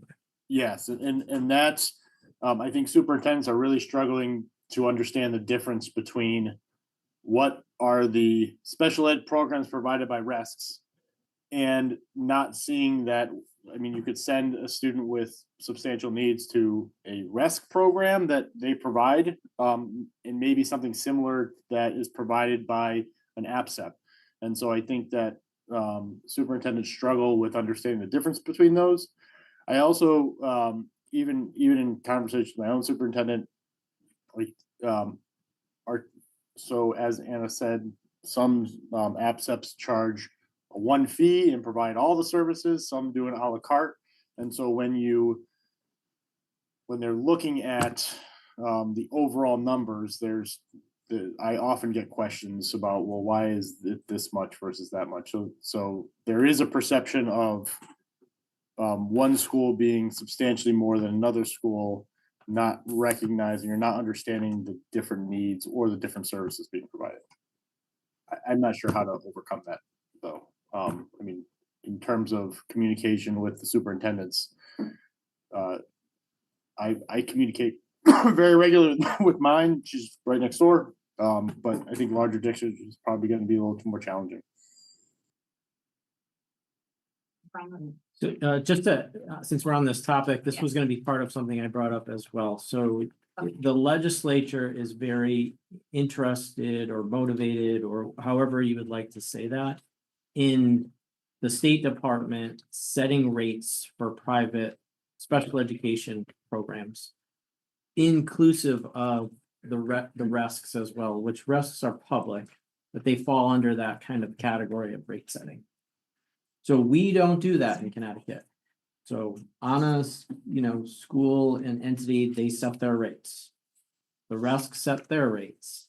There's concerns because the cost of special education has skyrocketed, increased exponentially over the last couple of years, where the student population necessarily hasn't. Yes, our prevalence rates are increasing, but in our state, excess cost reimbursement is the funding that school districts receive for high cost students. The same number, there's about 4,000 students that are part of that excess cost reimbursement. But the cost of those 4,000 students is like tens of millions of dollars more expensive than it has been. So the question is, why is that? The concern is that there is overcharging. They're taking a very close look at a nonprofit APSEP versus a for-profit APSEP. They want to know, are those, are those entities profiting on state funds that should be going to kids? So that's kind of the framework of the concept, but everything kind of gets thrown into the same bucket and it's very complex. Yes. And so we're doing a study on rate setting that for states that do rate set and seeing what the pros and cons are. Because the state setting rates doesn't necessarily result in lower costs. Because these programs have to run. They are paying teachers and so, yeah, question. Hate to interrupt. No, please. but Matt just let us know that his screen froze, so Okay. we might have to do another tech. Like break. a reset? Yeah. Pause. It's kind of Hit freezing. the pause button. Take our little Sure. 15-minute Right, lunch so break sorry. now. Yeah, no. No.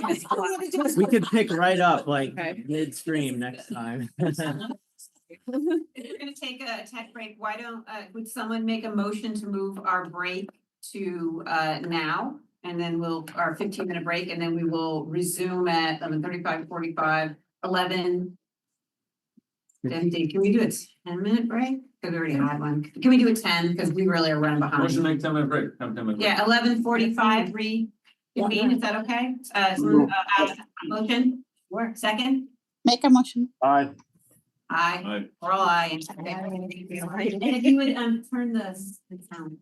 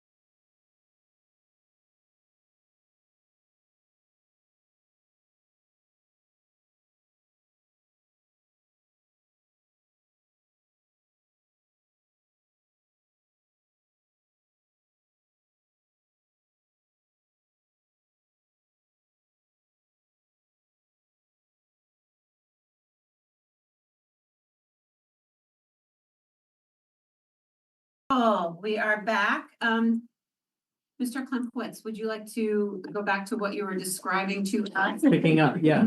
Please. Exactly where I left off. I think we were talking about the study that the state is engaged in around In nonprofit versus. rate setting. Yeah, so we're working with the University of Connecticut. They should have their report finalized in March, where we're surveying 5 or 6 other states that have rate setting in place, understanding what the pros and cons are of rate setting, speaking to and having interviews with different entities within those states for the approved private perspective, the state perspective, districts, and so forth. So that will be helpful, and I think will help inform next steps that the legislature takes and give us some other ideas. And then, Tom and I were talking during the break about what might be helpful from the state perspective is if we put some just basic guidance around the differences between a public program, a regional program, an APSEP, a non-approved school. We had some questions from the legislatures about what happens if a student goes to a private school, and that's a result of a settlement agreement placement. Our state funds or IDA funds going to those students, even though the IEP isn't being implemented there. So those are some things that I think we could, in the meantime, try to clarify and show the differences. And what we don't want to have happen are students who are placed in these programs to be disrupted, like to have their placements disrupted due to financial impact of something the state or the legislature did. I think that's like, no one wants to have that happen. That's my personal biggest concern is that if we put something in place and a program goes down that services 25 kids, where are those kids going? So. And is this is from the recommendations from the special ed task force? It's study, or they're doing. It's more than that. It was in the governor's bill also. Okay. That the State Department engaged in In a study. in rate setting for private programs. So the Ed Committee has been talking about it, the Special Education Committee has been talking quite a bit about it. And I'm happy to answer any questions, at least from our perspective on it, but like we have not been in the business of setting rates. Other states do and have, and other state structures are a little bit differently as well in the funding mechanism. Like the way we fund programs is different than New York and different than Massachusetts. Okay. But I think it's important, like Anna, just to bring up the point of Massachusetts had a situation where when they had rate setting, and this is hearing through colleagues, and it will come on in the report officially. But as far as like when they underwent this process, some of their schools didn't survive it. They went under and out, and then districts were forced to locate and place students out of state in those contexts. And then there was an adjustment so that more programs didn't go under, which increased like kind of what happened this year, like midstream, there was like 2% increase, 2%, 18% increase to make. So I think those are things that we would just want to hear about from other states that they experience and make sure the same thing doesn't happen here. Yeah, that's wonderful. Right? Yeah. Josh and- has his hand up. Oh, sorry. Sorry. Josh. Go ahead, Sorry. Josh. Thank you. So I really appreciate Brian and the department's kind of thorough look at that, because I do think sometimes the grass isn't greener on the other side, although it might look like that from afar. I will say one of the things that I was, and this is kind of in the context of looking at the for-profit approved privates. I've run into an issue this year where we had a couple of APSEPs that we have students in get bought out by a company, and their contract that they sent to us, if you didn't read closely, it would have required us, even if the PPT decided that a less restrictive environment was more appropriate, would have required the district to continue to pay the entirety of that tuition. And I know I have a couple colleagues in other districts that realized that maybe too late, that these clauses were in there. And so one of my pieces, and I think there's been conversation around like, kind of sample or exemplary contracts that are out there. But that the state might develop to support districts in these negotiations and conversations. Yeah, I was running into, about that one. I was running into an issue too, where we were getting to the point where I said, I can't agree. Like my board won't let me agree to something like, our policy doesn't let us to agree to say, hey, we're just going to fork over 170,000, and you're not going to even have the kid in your program. Yeah, just to add, so as far as the state model contract, that is something that came out of the special ed task force that was recommended. And I haven't seen it in legislation, at least not yet, but I think that could be coming down the road. It is something that we would be willing to do and put together a group, whether it's legislated or not. But just to make sure that the requirements of the contract are included, across the board. It doesn't, so every contract will look differently because every student's needs are different. But having said that, there are parameters. Like one example is that, folks at the PPT table may not always consider lunch for kids or how they're going to be access, meals while they're at the school. If they were receiving free and reduced lunch in the school district, but that approved private program doesn't provide lunches, how does that work? Those are the types of things that in the contract up front, there should be clear who's paying for what, how are the services going to be provided. And so we will most likely engage in that, whether it's legislated or not. Brian, when you're looking at the different rates. Yeah. Are they just looking like it's a total bill, or is it kind of like they're looking to see like a la carte services that the student might need, for rate setting? Are you just saying, oh, we're gonna charge 25,000 or 70,000 per student? Or do they look and say, well, this kid's gonna need this, and that? What's the rate? Right now, it's all over the map. Okay. So that's really up to the purview of the program in place. In our study, we're gonna understand that a little bit better and a little bit differently, because I think there's different approaches. We do approve and set rates for, and Nachi mentioned this when we were speaking too, the state does set rates for students that are in residential placements and programs in the state that are attached to those approved privates. And it's basically a formula. And then we submit a letter and said, and say, these are the daily rates to attend this program. So the way that's not to say that's the only way to set rates, but teachers are paid differently across different programs. So the rate setting really is based on the operational budget that the program has in place, because not every program is the same. And programs serve different populations. So we want to make sure there's equity across however it's done.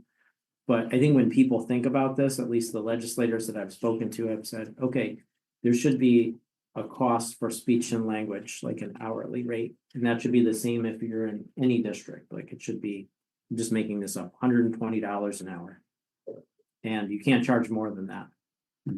But if your speech and language pathologist salary goes up every year, at some point you're going to hit a point and they're going to come back to the state and say, this isn't cutting it for our speech and language. And then also there's going to be different prices for regions in the state too. Well, that's another point in Connecticut is that thing, Fairfield County as an example may have, right.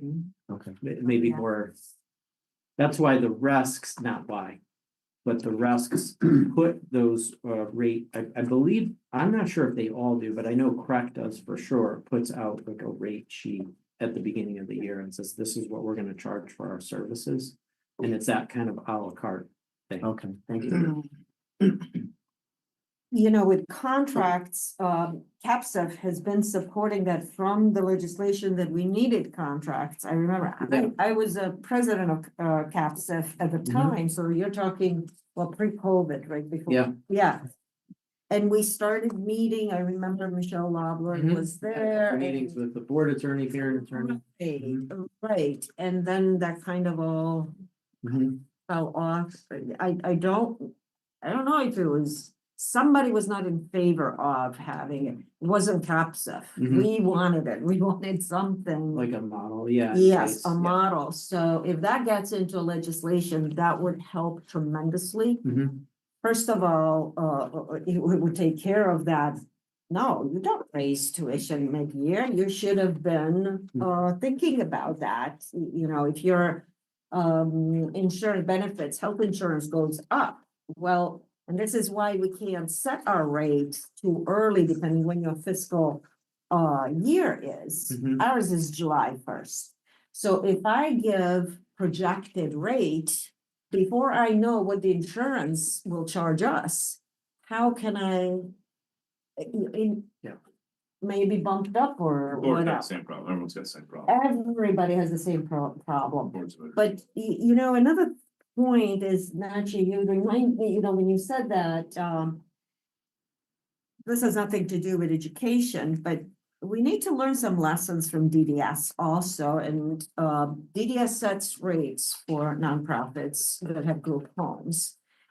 It costs, then their rate is a lot less than the state, because state employees get paid more per hour. And I'm sure that all of you will be hearing 1199 is the union, and I know there will be negotiations this year. All the nonprofits, including Oak Hill and nursing homes, and we are anticipating a strike because they set the rate where we can't give a raise to our people because we can't cover the cost. So it's like, you know, well, Oak Hill is a nonprofit. This is Oak Hill, not CAPSF. It's, our budget is out there. We are in a hole this year specifically about $12 million. So that's not sustainable.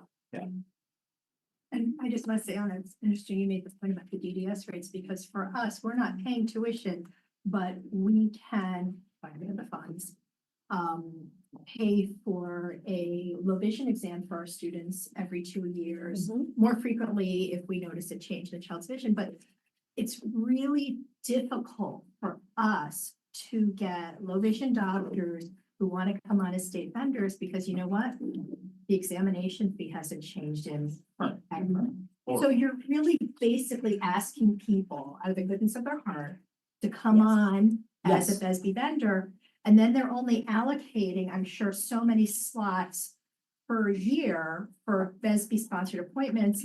So we've had students and parents scheduling out more than a year in advance. And then the authorization's invalid. And so, you know, so I think that there need to be checks and balances regarding rates, but there also has to be some accountability for cost of living increases, if the doctor at a school has insurance, there are insurance costs that are going up. So taking all that into consideration, because again, you don't want the services to impact students. That's exactly right. Yeah. You know, and you're absolutely right. We have a psychiatrist. Yeah. And a child psychiatrist, so they're rare bird. Yeah. He's charging us $140 an hour. I'm like, please don't ever leave because Yeah. it's pretty much volunteer for him. And you know, he's so many times late and I'm like, yeah, whatever you need. Can we serve breakfast and lunch? Do you know how long, when this study will be done from UConn? Do you In March, In March? yeah, No, next year. this year. No, they're doing it Oh. quick for the legislators. Very quick. This is a quick It's a turnaround. before the priority session gets too far. expedite Right. report. But that is very confusing to me and CAPSF. Why did this bill come out in a hearing for the bill before the study is there? It kind of feels as, you know, we're putting cart before the horse. Hearing for what bill? What are you talking about? Governor's bill. About rates. About the, okay. Yeah, the government We don't have a also, the study yet. state will set rates for in one of the sections. The one that was like last week. You know, there's some of this politics thing, you know what I mean? Like, this So we are, whole thing about politics, we are, that's a reality. a hair behind, but what's good is this is like priority and recommendation, kind of jumping ahead. But, so we need to do the BSE update before we go to priorities and recommendations. But Robert, would you introduce yourself? You made the trip all the way here. Oh, I know when I'm sitting next to you and I don't even know. well, I appreciate the opportunity. Thank you, Susan. My name is Robert Boschka, and I just am thankful for everyone that is contributing their time, tools, time, talent, to be here and make a difference. And I just wanted to come and continue to try to lend my support as a parent advocate. I have 4 kids, and my youngest one, as I was telling Tom and Najee, is doing well. He's 17 years old. And so it seems as though now my wife and I can take our foot off the gas pedal a little bit. And now maybe there's more time. I'm hearing about a lot of challenges, and maybe I can take some energy I have and contribute to maybe be part of the solution for some of these folks. So I'm looking to see where those challenges are and where maybe I can contribute. So thank you all. And you're on the CPAC roundtable. Oh, yes, the CPAC. Yeah. So thank you. Really appreciate you coming all the way up here. Thank you. From Monroe. Thank you. Yeah, from Monroe. From Monroe. I love Monroe. Another Monrovian. Nice job. Who said that? Right. Another Monrovian. We'll have to show you had an actual title. Yes, we do. Come on now. This is a very nice group. We have a lot of issues and challenges, but we work together. Would you please give us your BSE update?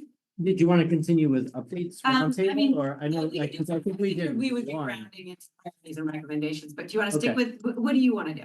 Well, We it's are- up to Is you. there anyone else in It's this up to round? you all, yeah, I just want to give everybody an opportunity if they wanted to, because I could, like, for my bureau update, I was basically Right. gonna talk about a lot of the topics that we've already discussed, so I can infuse that in. I'm happy to provide any updates, but I could be very short and brief if I mean, other people. I can bring up the big egg that parents are constantly reaching out saying, what's gonna happen to Title I, 504 IDEA on the federal level, and what can we do? And that might be too big of an egg to crack in this group. Yeah, I think as far as, the governor and the commissioner, like, we're moving forward business as usual, figuring out what's in our auspice of control. We heard from, I know, Linda McMahon was appointed Secretary of Education just very recently.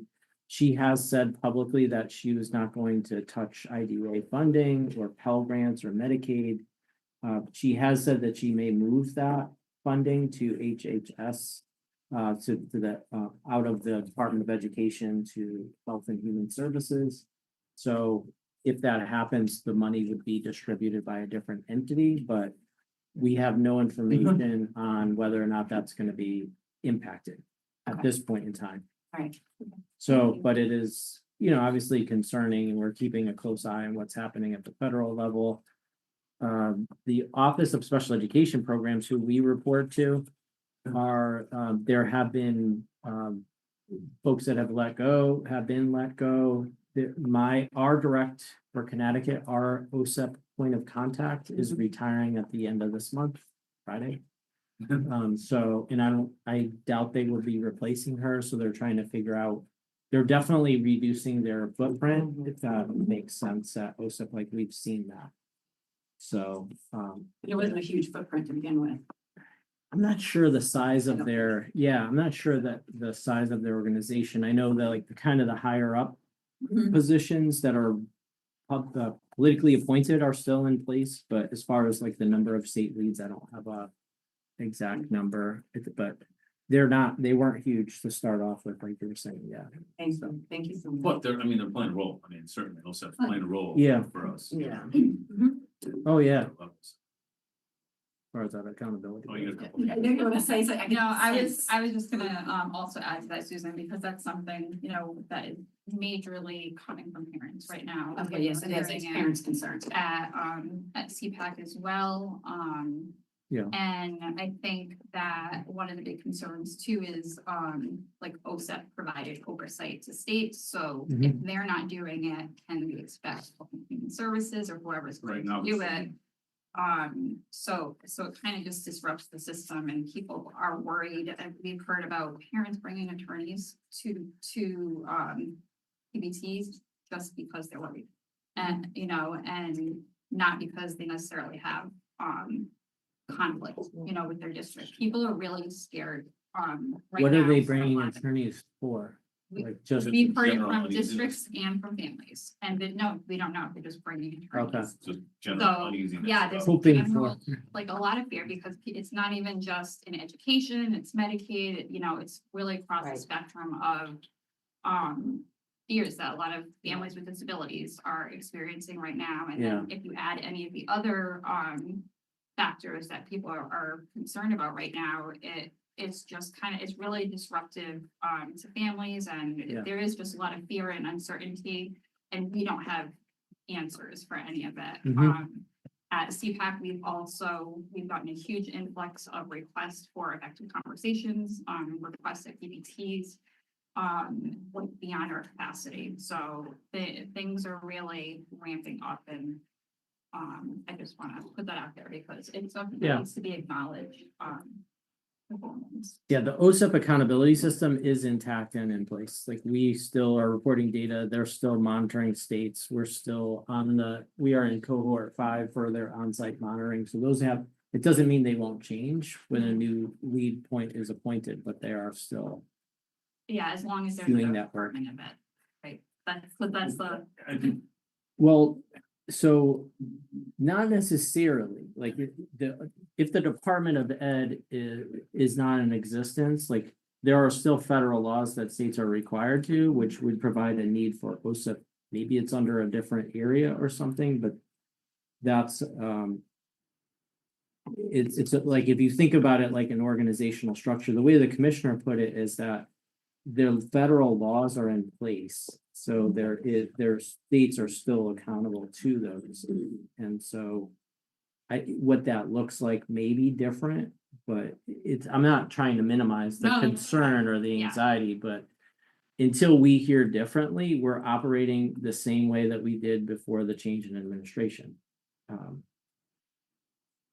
But We appreciate that you're staying on top of it. Yeah. I know Lena is, but I just wanted to double check, we're possibly expecting a representative, just wanted, if there's anyone in the room, thank you. Lena. Okay, yes, then, Brian, I just wanted to ask you about, about ISIS and the children that they are. It's two things. It could be that the children they didn't born here, or and the parents yes, but the children no, or maybe the parents no and the children are born here. Then do you know any how the Department of Education is going to handle that? I have the information, but I think so maybe it's better, hearing from you. What is the new updates about ISIS and immigration in the schools? thank you, Lena. It's good to hear your voice and see you. I know you can't see me, but I'm here. So the State Department of Education did put out guidance to school districts on if ISIS were to show up at the schools and how to handle that situation. The local districts are also working with their board attorneys in that. So if you haven't seen that document, I can send it out. I'm not really prepared to speak to the specifics of that, but our legal department was involved with that guidance for school districts. So it essentially it asked like if they do show up, like as far as protecting students' privacy and rights, ensuring that they have a what is it called? That they have a subpoena, thank you, to be able to be in there and some of those like provisions. But I haven't heard, at least in our office, obviously we're the Office of Special Education, so that's not our main oversight necessarily, but we are concerned. We haven't received many, like I haven't heard feedback or from either school district. I can speak to it briefly Yeah. as a member of my local board of ed. Yeah. We got that guidance. So it's up to the districts what they do with your guidance, obviously. So the Yeah. state, the commissioner puts out guidance. Some districts are taking it and communicating that clearly to the district widely. Uh-huh. Some are not. Yeah. And some are The Connecticut Trust Act is a Connecticut state law that governs that piece of things, like how to handle again subpoenas required, et cetera, et cetera. So fortunately in Connecticut, comparatively to other states, we're in a good situation. We're protected a bit better. But yeah, the guidance came out. It's available. If you could circulate that to the SAC. Yeah, I'm that would looking be for it great. right now to just. Okay. Oh, she Put it did? in the chat. Oh, there it is. Okay. Oh, you did. Yes. Thank you. Yeah, but it's up to the district what they do with guidance, right? All Yeah. guidance that Oh, yeah. comes from you all. Right, it's not Depends on- legally binding. No, but it's the it's not, you have to do this, it's. Hey, we suggest you do, and districts can say, no, thanks, or they can take it to the letter, you know? Yeah. But. no. Lena, have you Ask heard your in? board, ask your Yeah. board is what I would do too. Lena, I- have you heard from any of your parents or connections, any experiences that folks have had recently? with that? Yeah, then um yes, unfortunately, a lot of the not a lot, but some of the parents that I've been talking, Yeah, they are very afraid and Yeah. sometimes they are not sending the children to school. okay, Then that is a concern because I don't want to, start having, now another issue with DCF of why the parents are not sending the children to school, for absence. Then it's kind of concerning, especially because some of the families they don't even want to go outside. Then they are running out, of course, on food, and some of the parents they've been lose the job. Then the situation is getting very difficult. That's what I had to say. thanks, Lena. Welcome. Anyone else? I was just gonna make one more comment. Oh, go ahead, John. I was just gonna add one comment related to a due process perspective that may be helpful. Something that I noted from a 504 perspective. When complaints are filed related to 504, the U.S. Department of Education has taken down the Office of Civil Rights. So as you can see, the page isn't found. So. That's what you're. Oh, Sorry for a second. yeah. Pages aren't found. Yeah. So the Office of Civil Rights, the page is not. So as far as filing any issues related to 504s and going to the Office of Civil Rights, that can be found on the U.S. Department of Education. That's usually where we follow up related to. Yeah, yeah. So where do our Well, connections? that's scary. Our system in place Transition. is in place in Connecticut, so. Our current system is still in place in Connecticut for complaints and stuff. We Sorry. don't, like, so the Special state, education. Sorry, special education. yes, yes. You just you're hiring a lawyer. Yeah, that, we don't have that in place, but there was a plan to hire a point of contact for section 504, but the state doesn't have a role now in 504 complaints. We do have a role like with regard to child fine, obviously for special education, and then bullying, harassment. We do have a department that oversees and helps support students and families, parents, and educators navigate those processes. But if there's a 504 complaint, it goes to Boston, which is the point of contact for Office of Civil Rights at the federal level. So I don't know what impact there is there. And not sure where the funding. IDA funding is not utilized at all in any section 504.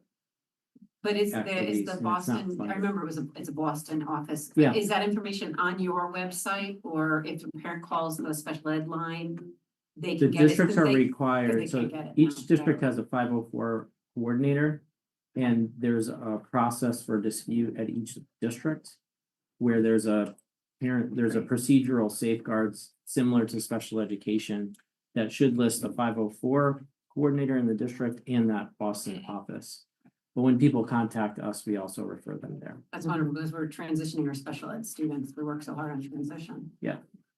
I think the issue at the, well, I won't. Okay, speculate. I know it's Yeah. not yours to- It's not, But I just that's just very interesting. it is. I know that your department tries to do everything you can for the best interest of the student. Oh. No, yeah, I mean, we do get a lot of calls on 504. Yeah. It's, I don't know what the percentage is. We could try to like break that. What? You saw. It's here. If you go to the website, it's there. What is That's the form. Yeah, we'll have to see where you're at, because there's a lot of different places. Okay. Yeah. So maybe. Boston. They haven't found Oh, that yeah. one yet. Boston Yeah, is yeah. good. Yeah. Okay, But, wonderful. They're Did, scrubbing a lot of stuff, that's the point. Yeah. did you want to do, so you basically did VSE update. Do you have anything else to I add? think so, no, You're doing a un- lot. unless there's any other questions, I mean, we're happy to provide updates. And you have we been have- sending yeah. legislative committee. Our new bureau chief is starting on April 4th, so that's wonderful news. So we'll have greater capacity from like an administrative lens to help support the work that's happening. It's Catherine Matz. She's a seated director currently in Easton Reading. And so she'll have like knowledge of, local leadership at the special education level. And with Concase, she was also involved with a lot of the policy work in Concase. So we're excited to have her come on board. What was her name By the again, time- Brian? It's Catherine Matz, Matt's? Matz, Maybe she Oh, could, Z. maybe she could pop into our April meeting and say hi. Absolutely, yeah. That'd be lovely. Yeah. we will- The new Brian. There's never. Brian plus Or one. you're the director. That's Or right. you're the director. That was my first, yeah, it was my first role. So we were hoping to have Representative Khan update us at noon, but I believe since we were moved from the LOB, she probably is unable. It's not coming back. Yeah, so we'll just keep an eye out for her. So we just wanted to talk about our priorities and recommendations that we're formulating for next year, which it seems so difficult because we're in the middle already figuring out what is already been accepted or worked on. And we discussed a lot of things right now that we're discussing. Then what we're gonna do now is executive committee is try to take everything we hear at the meetings. What do you guys, I know which one is writing the notes on the meeting, and that we'll take those and we're gonna try to formulate what everyone's saying should be turning those into priority words and recommendation words of what we're discussing. If that makes any sense? So that when we get to the annual report, it's a lot more simplified and our talks can be focused. Questions I had just had was, what recommendations that we sent to CSDE, and I'm looking at them right now. There's like, and if anyone wants to pull up our annual report online on the SAC website. Is there a way that we could pull up for folks Can online? you post that? It's posted on our website. so Yeah, if and we it starts at page Right. 8 on the report. Can you share that with them? Probably share the screen. Yeah, just share a screen with that, that'd be great. That would work. What were you Hold gonna up do the with share my screen. computer? It's gonna go on, just onto the SAC website. You wanna just go onto the Maybe CSD. that's what I do. Oh, Yeah. and Yeah. also And then looks like just share it with folks. Yeah. So that way, as you're speaking to it, they'll see it, That'd be good. and then Holly, you can Oh, just kind of and scroll up. There you are. Hey, world.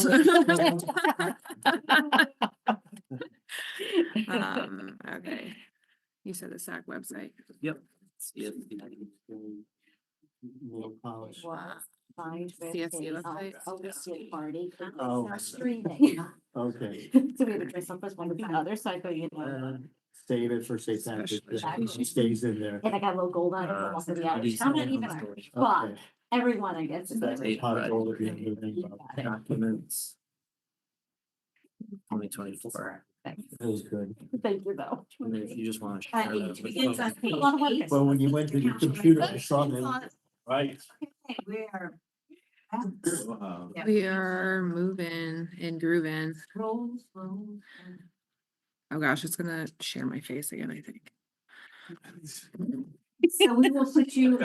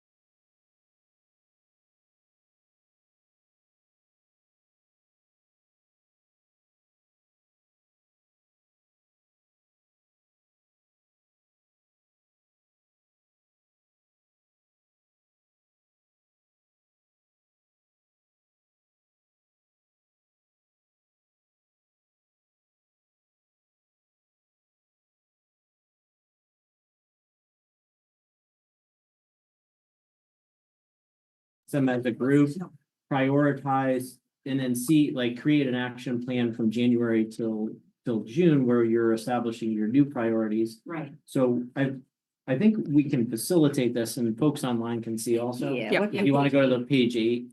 I think it's, no, I think Because because that's eight total without the One more. cover sheet, so. Might be, yeah, there we go, Okay, right there. right there. Yeah, Perfect. those are the ones that we're discussing now for folks online. There you go. Yeah, so I mean, we could talk, so the first, Can you move your toolbar? Can you, I hate this, can you make that as large as you possibly can, that's on the screen? Just like, yeah, there you go, that's good. I know the faces, we don't care. I know. Okay, right. As long as we got Holly All right, there. Connecticut State Department, from the bottom of. Bottom. I know, guys. So Holly, could you give us an update on the first bullet? Wow, sure thing, guys. So, yeah, so these are the recommendations regarding least restrictive environment. So the good news here is that the State Board of Education has a strategic plan, 5-year strategic plan that was just passed and that goes through 2028. 2 of their goals are really integral to least restrictive environment. And so there are 2 goal priorities that we update on an annual basis. But basically, it's looking at, this district's capacity to support students in inclusive settings. That our theme this year at Back to School was belonging. We focused on those different aspects of LRE. The data that we just sent to the state, to federal government for OSA for our indicator 5. Our 80% students that are included 80% or more of their day continues to decline in upstate. So we were at 68% roughly 2-3 years ago. We're down to 65%.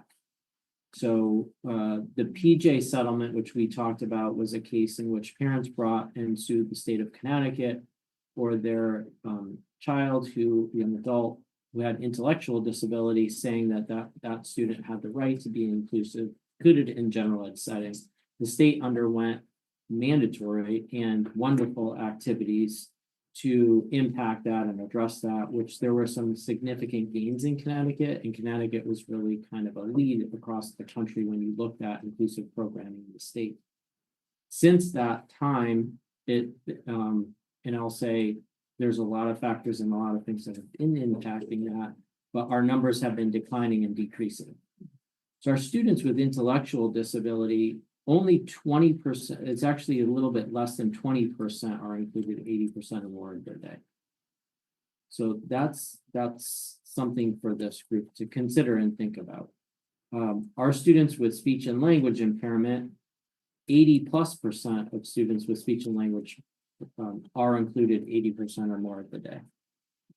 Students with learning disabilities are included more than students with autism and emotional disability, used to be emotional disorder. So we have a breakdown by category of those percentages, which I can send or share, or however we're doing that. So as a state, how are we impacting? Here, your first bullet says, monitor the high percentage of students who attend programs in separate schools. This can be achieved by prioritizing the funding needed for training and district resources.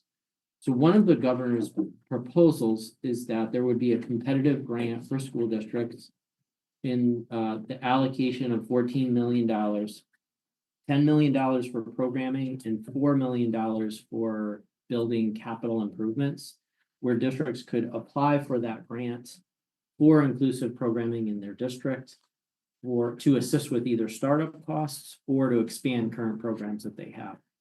So I believe that's responsive to this bullet, but it's not law yet. I mean, it's only a proposal. So those additional funds would be, I'm sure, welcome. But when you look at $14 million and consider we have 170 LEAs, each LEA is not getting, if you think about what it costs to set up a program, it's significant for districts. This will assist and help with, but the idea or the concept is that perhaps there's some students placed in out-of-district settings that could come back to the district should they have the staffing and resources to support those students in their neighborhood schools. So I spoke about LRE, like the 80% and above, but our out-of-district placements have declined over the last 3 years. I think we actually had that in our report where we were at 6.4% and it's down to 5.81%. I think that's more of no room in the inn than, from what I'm hearing from districts, there's a significant amount of referrals and wait lists. So I believe if there weren't wait lists, that percentage would be higher. What that means for those students is concerning. So I don't think we should like celebrate or applause, like look at the work we're doing to reduce the percentage. I just think it's a matter of like the status of really the teacher shortages and the capacity that we have in our state. Having said that, there are programs in districts that have been started that districts have pointed to that have really reduced the need for them to go out of districts. Like we've been invited to some districts who have said, look at our data. Like, so we can show you, and we look at each district to see where they are, to see if there are outliers and say, what's happening in this district? They've increased their outplacement year over year. I'll take Hartford as an example. The State Department's involved with Hartford based on the State Department Board of Education, giving the commissioner authority to work with that district. They've significantly reduced their outplacements, but they're still high. I mean, their percentage has gone significantly down. I can get you the numbers exactly too, but they were at a high of like 680 something students that was reduced by 130 students. So that their percentages are coming down again. But you know, Hartford will tell you that they have the space and the will to bring students back, but not the staffing and the expertise to be able to support those needs. So LRE, so yeah, Tom, your hands up. Well, just before we get off that point, I appreciate this update. Thinking about this out of district stuff. Yeah. I don't know, I'm big on this and then. You spoke to it at the LOB too. Yeah, your personal experience too. Yeah. So, and understanding, and I appreciate you pointing out that the percentage reduction, though it's there, it's modest, and there's multiple Other reasons, factors, right? yeah. There's other factors, and the fact that it's a lack of spots, which we hear as well, is disturbing, because that means there's more and more people that want to send them out. And that, so I know in some districts, I won't name them, but superintendents went before at the listening sessions and said, hey, we're doing some good things. Yeah. Here's kind of some things we're doing. Is there, what role or how can you all play a role in facilitating that? I know you guys have done this before in terms of like best practices, and I know you guys do lots of training, like what does that look like, do you think? For the State Department to say, here's what we can do districts, right? And then some districts are gonna say like, I don't wanna hear what the CSD has to say, but to those that want to get input, whether it's through technical assistance, like I don't know what that might look like, right? It could be technical assistance, could be support in some way. Understanding you have your own constraints for staffing and all that stuff, but is there space for that? Again, knowing the funding and the grant stuff setting up through the legislature and through the budget, which is great. And you guys track it already. I mean, you're tracking this stuff, because you have to, so you're tracking all the numbers. And I would appreciate the breakdown, because that's super helpful to know and understand intellectual disability versus emotional disability versus autism, et cetera. Because those numbers do vary drastically, right? And that leads to the schools that have the outplay schools are the highest ones are the kids with emotional disabilities and intellectual disabilities, et cetera. But anyway, so that's what as we can think, like, what can y'all do at the state to help districts, right? Outside of the money you can't do anything about. But again, sharing like best practices, and I think there was a school in the middle of the state district that said, we're doing this and that. Go talk to them, and they might be doing it anyway, but like, anyway, that's just the thought that pops in my head. Like, you have thoughts and ideas on how, and I'm sure you do, because I know you're working on this is a big part of your initiative, so. Yeah, and this is why we're talking about the recommendations, because, your work can help, or your recommendations can help guide our work in this. Right. So I'll put to this, if you think about least restrictive environment, this group talked about the importance of tying it to achievement. Because, it's not shuffling seats and saying, okay, now they are included 80% of the day, but they're not learning. Like the ultimate outcome is improved achievement. And we know that a spectrum of environments is needed for students and appropriate in some cases, right? It's just jumping to those conclusions is the issue. So, at the level of the State Board of Education, our goal is to improve these numbers, but you can't attack it from a numbers perspective. It's more of a culture and philosophy program. So we have a document that we've worked on with CCSSO, which is the chief, I never can remember this acronym. It's basically the superintendent's version of NASTI. It's the chief school state operators. So it's a national support to states in the work that they're doing.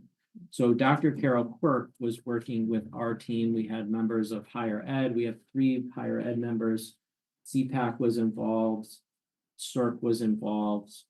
The Dr. Brummett from Newington, superintendent there, was involved, where we did some on-site visits of the inclusive practices in her school. To your point, what's working well and how can we replicate this? And then we had, trying to think of other members, obviously CSTE team members. So we have a document that's called Inclusive Practices for Principals to Establish Inclusive Schools, programs. And they're based on the PSEL standards, PSEL standards, which are national standards that we've infused in our state document. So that is ready to be rolled out, hot off the presses. Like anything else, it's well, how do we make sure people read this, use it, don't just put it on the shelf? And so we're working with a pilot group to roll this out and get feedback from them before we release it statewide to say, this is great. I think this is how we can infuse it. The higher ed folks are really ecstatic because in their administrator prep programs, they're figuring out ways to incorporate this. Dr. Brummett also teaches at Central, and as an adjunct professor, she's already brought in these documents, even though they're, the concepts are still in draft. So it's a multifaceted approach, but principles, I've always said, really hold the key to building culture, how this, the leadership in the building of that inclusive philosophy.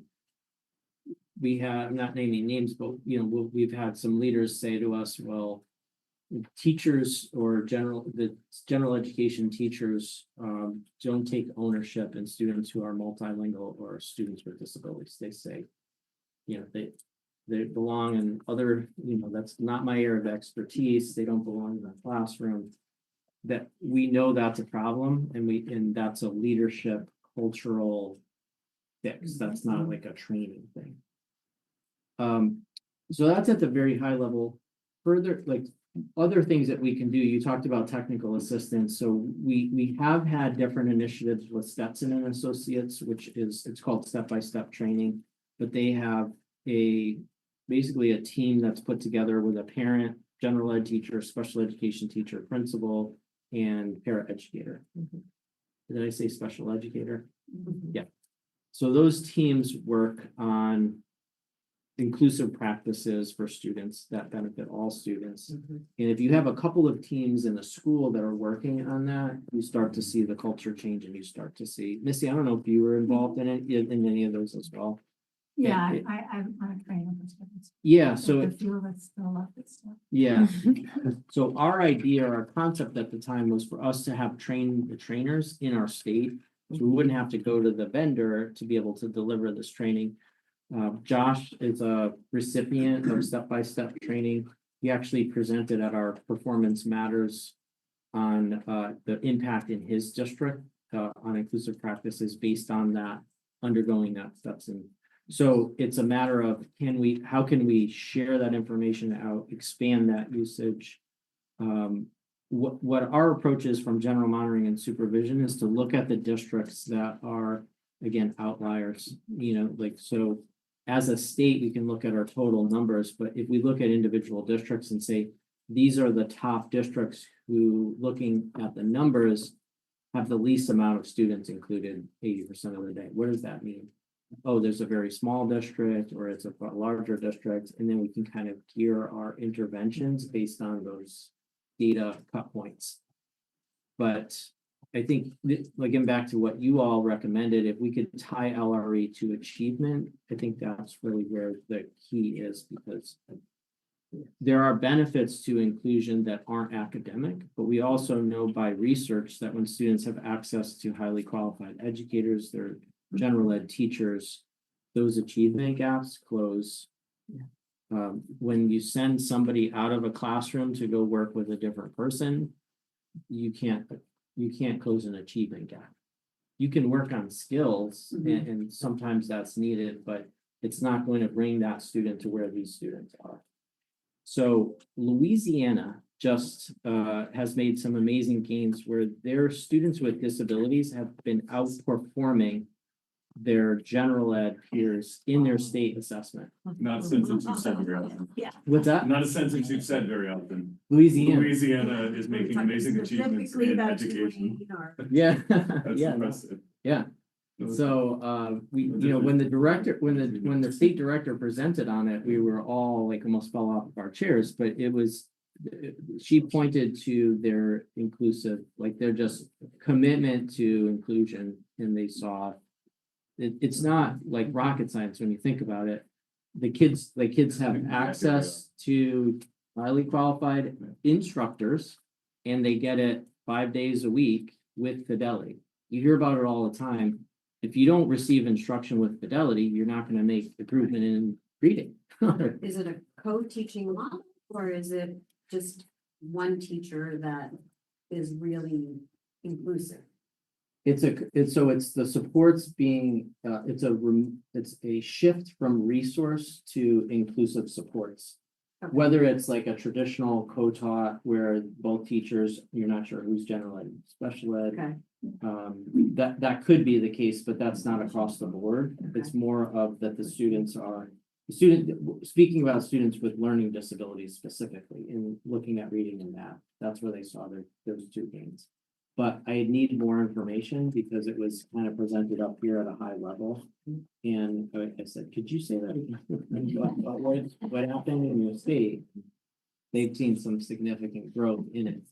Another state which we look to a lot around LRE is Washington, where the former assistant secretary, the director of OSERS, Glenna Gallo, was a director in the state of Washington before moving to Utah, before going to the federal government. But they have really wonderful resources around LRE and did like a state-wide, I don't know how to say it, campaign, for inclusive practices, and saw some significant gains as well. In Washington State, they did that? Washington State. So we've looked at those resources, shared them internally, and thought about how we can do this. We as a State Department alone can't make these types of decisions, but would need your assistance. But we're also looking at including indicator 5 in its annual determinations for school districts. So right now there are annual determinations. We do that on a yearly basis. The district meets requirements, needs assistance, needs intervention, or needs substantial intervention. Those are based on compliance indicators mostly. Timelines, indicator 4, which is disability by race, special education, not disability. That's 9 and 10, which are also part of it, but discipline by disability race. And we added chronic absenteeism to that because there's such an impact when students aren't in school. We would like to add LRE as another results-based indicator to the district's determinations to give it a higher level of focus, emphasis when they're sharing with the districts. The caution that we have, again, is that we don't want districts playing with numbers as far as their percentages, again, because you're talking about student programming. So the PPT really sets the LRE. So we don't want districts going into PPTs and saying, oh, it needs to be 25 minutes instead of 20 minutes. And now we're okay with the state, like that's not. We're at 78%, we need to get to 80 to tweak this. Yeah. So it could result in some artificial adjusting to really student programming, which is not appropriate. Right. So. Brian, what was the name of the thing you said that you're almost in final mode, you're piloting, what are you calling that? You're the It's the inclusive inclusive practices for Practices. principals. for principals, right? Okay. Yeah, I can share the. partners. Yes, that's an associates of the LRE. So we're ready, almost ready to share that. That's just about ready to be published. Can Yeah. I ask a question Yeah. about data? I don't know how much data you have, but I'm very interested in like trajectory data for LRE, like are kids being outplaced at a certain age? Are they staying out? Like, so if a kid's outplaced in fourth grade, are they ever brought back to district, or what's the percentage of them coming back to district? Is there an age that they come back to district? Because as I'm thinking about achievement, and I'll speak from like a personal lens, like when we went from fully included to outplaced. And then we didn't make it back to high school until high school. And seeing all the growth that's happening right now, just now, like imagining like what could have happened if we had access to that instruction and access to typical peers in that whole big gap of years. And just I remember like in districts before it seems like there was always like, oh, this is the grade that they get outplaced, and I was just curious if there was something that kind of tracked and kind of more disaggregated data to help us see patterns, because I was surprised about emotional disability being the highest rate of outplacement in Connecticut. So I'm just curious, like if we drill down on data, what we might Like the find outplacements. and help us to be able to plan and support schools better. I Yeah, don't know so if I explained that right. you did. I'm taking notes. So we don't have that readily available, but it's data we could pull for sure for the State Advisory Council. So students with emotional disability, 24.74% of students with emotional disability are placed in a segregated setting, like in an out-of-district placement. That's the highest. And Are you then, seeing more of that since COVID though? no, It's gone down. I It was think- 30% a few years ago, and that was 28, so it's yeah, down. not as far as the placements go. Like there are definitely impacts with COVID, but even the prevalence rates of emotional disability have gone slightly down, even though our prevalence rates overall have gone up. Like SLD, autism, OHI have gone up, but ED has slightly dipped. OHI. Sorry, other health impairment. Okay. Quarter in the jar. Susan is usually not. She was distracted. And Lena has a question online. Okay. Go ahead. Yeah, then, going in the PPT, try to get that outplacement, everybody knows it's extremely difficult. Extremely difficult. It's just the parent just almost by herself, try to fight with the district. I know that it's a budget crisis, but the thing is that, like Jen said, we are running low on advocates, peer support, educational lawyers, well, you name it. Then most of the time it's just the parent by herself trying to get this outplacement. Don't forget, if you want to get an educational lawyer, it's around $5,000 a year, plus maybe $600 or $700 a month. Then it's a burden for the family that they can't afford it. Also, if your child is already placed on in an outplacement, just to change this child to a different outplacement is a challenge too. It's not that easy. You still have to go there with the advocate, with lawyers, with teams, with almost everybody, with the hospital lawyer, social worker, hospital letters, explain everything. And it still is extremely difficult for the district because I understand it's a budget crisis. They don't want to change it. Then it's okay to have these children in the same school district. I for me, I believe that is great, but can we provide the services? Because that's that's the problem. That's why the parents sometimes they get so overwhelming because they can't move the children and the children don't have the right amount of services that they needed. And don't forget, we are in mental health crisis. That means that the children right now they're coming with more emotional disturbance. They're going to come with trauma, and then the regular education they really they don't know how to deal with these situations. They need a counsel when the school district they don't have a counsel. They don't have. It's very difficult to get child psychology. Child psychiatric doctors is maybe 1 in 2 years because they are so booked. Then it's very challenging, and I believe that all the parents we want to have the children close to us. Then the most important here is how we can provide the services. Thank you. Thank you, Lena. Just to add, we were talking about, Jen, we're talking about data. And I don't have the data that will be state ed, but, anecdotally, I would say it's the older kids that get placed, and I could be, no, this is CAPSA speaking. I was gonna say, is it Oak Hill or CAPSA, but it isn't. What am I now? What is the hack? It is older kids, and we've seen, especially after COVID, younger students were, and I think it's because nobody had eyes on them for 3 years, 4 years, and then districts were shocked, like, whoa, what's happening here?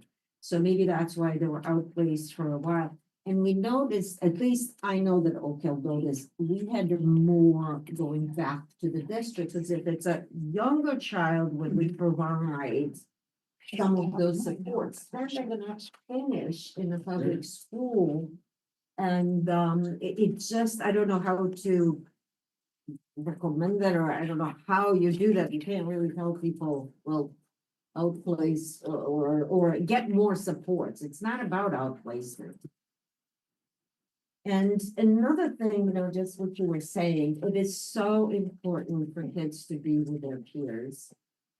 Here I am speaking for CAPSA, but Oak Hill has classrooms within public schools. That's our model. So we actually lease the space, so it's really money to the district. And what we see, the progress that we see in those classrooms, it's unbelievable. So it is very, very good to do that, Preach. No, but here, it's, this is maybe this is speaking as Anna Whittick, just a, parent, grandparent, and an educator. Would kids teach each other? We can't teach. And some of those programs are almost in district, right? They're like you say, you're renting, leasing space from the district in the same building. In the same building, yeah. But they're segregated and they're hiring it, so it's like. So, but really, you can't figure out how to move that into the district, like, it's just. Well, but you know what, though? It's more of a conversation, but. It is more of a 'cause conversation. I know it's not, you're not the only one doing that model, there's a lot of. Absolutely using that model, I get it. We're talking about models that have been around since special education. Exactly. Well, Brian brought up about Louisiana, and, students with learning disabilities when we started this, in 1975. When I came into it in 1985, we were looking at, this was that resource rooms were meant to be with dyads, triads, 5 kids at the most. You'll find resource rooms in our impoverished districts, which are filled to capacity, 22, 25 students. That's not resource room anymore. So when we look at the original founding principles, RESCs pushed in, right? So RESCs were always in. So you had RESCs in buildings, in the school buildings to provide that level of expertise, personnel, training, all that to go on. And yes, our students, research has always been there. That students, that's why we look at time with non-disabled kids. So what I'm trying to say is that we as a state don't need to reinvent anything. We need to look at what works and what has worked. And why some things Right, didn't work. and to be able to support that. So when we have districts that have in-district programs that work well, can we also regionalize? Can they support other districts? We know that some already do, where they have capacity and they pay into, other districts pay into it. So all I'm trying to say is that, from my perspective, from children, my stakeholders, who oftentimes are those students who are in more restrictive settings, not necessarily out of the school, but within the school itself, to get to achievement, which is really what we're always looking for. Then to be able to do that, we need to just, to me, look at what's worked and emphasize and focus on that as a state going forward. And maybe have a broad base for it. And so I'm glad that there are not just a State Department of Education, but also districts coming together to talk about these things on a very regional and per district level. I think that's really important to be able to flush that out. And possibly maybe not just special educator administrators, but the principals. And that's why Gen Ed is so important. I mean, Ryan brought up PJ, and I'll always say this about that PJ era, both PJ, when we had, the ideas that PBIS, MPS, all those things were there. Positive behavior. Your wallet, brother.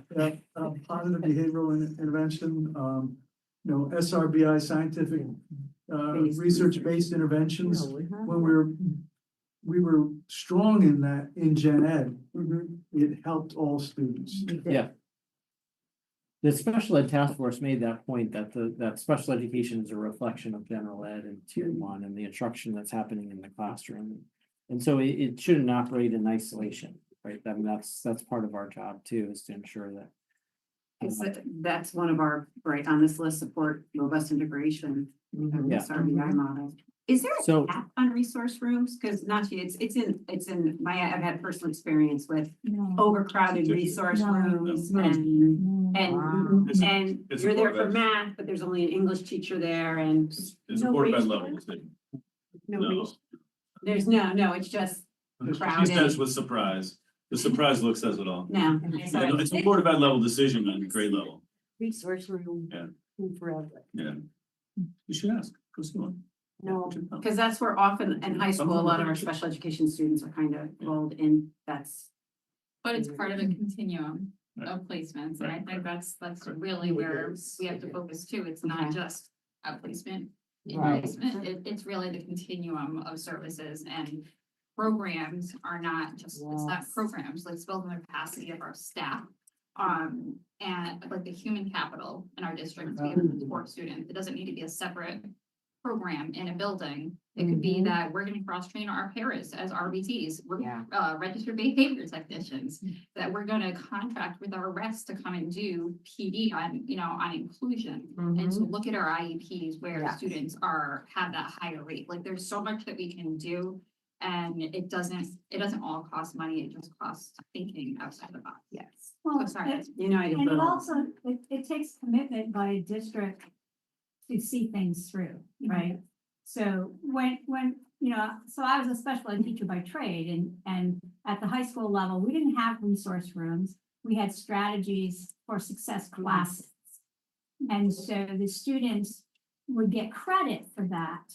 And because they were getting strategy development at the same time, and then a small portion of that time could be support in academics, whatever classes they were in, and so, but I can guarantee you now that I am no longer there and the other strategy teacher is no longer there. Nobody has moved forward with keeping those programs in there. I had a transition program that's no longer in existence.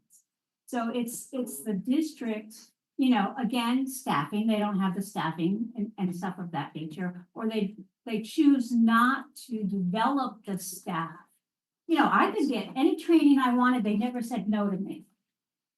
So it's, well, have your other staff go and get the same training, they can get the training that's out there, but it's the district's taking that step forward to keep those programs going. Hence inclusive practice for principals, things like that. Yeah. Thank you. Yeah. Things like that to kind of. Susan, Yes, sir. for the report here and the recommendations, Get down 2 bullets. since we'll move, like, because we have other priority areas, you all do.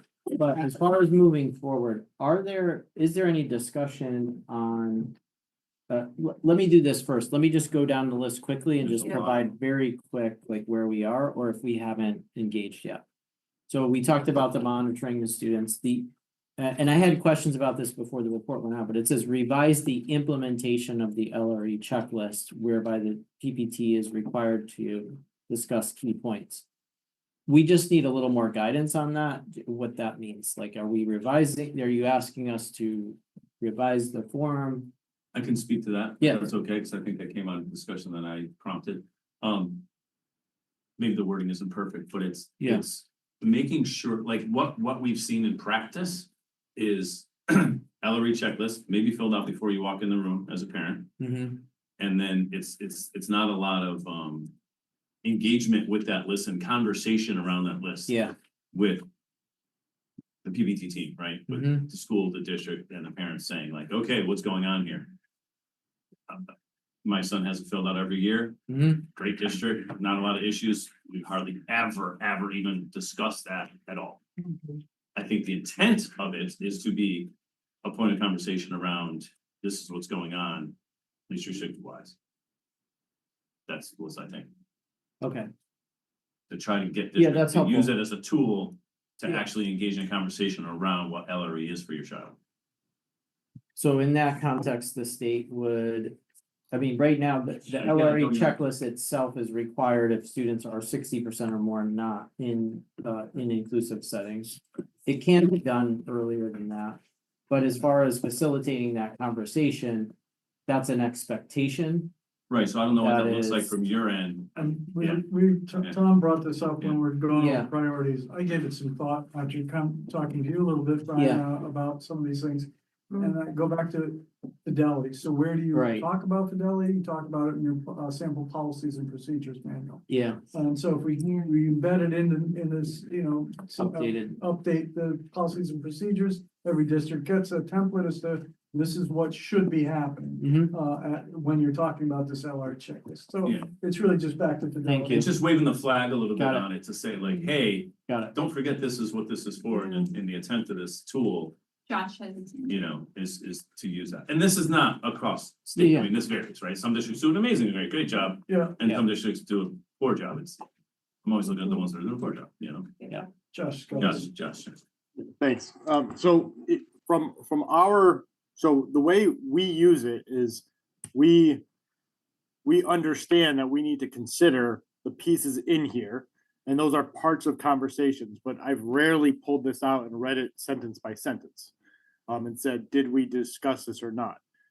And so I wonder, is that, if we've talked about, well, how, will the student be able to participate in after school programs if they're placed out?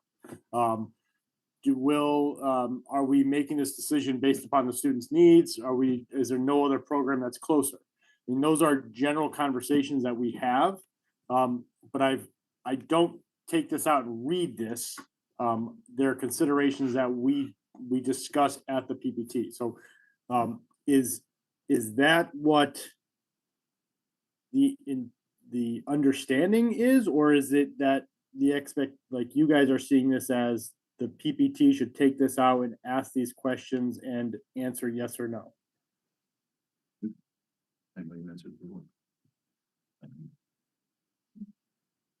Our perspective, I think, is that it be discussed, but it doesn't have to be a line by line discussion.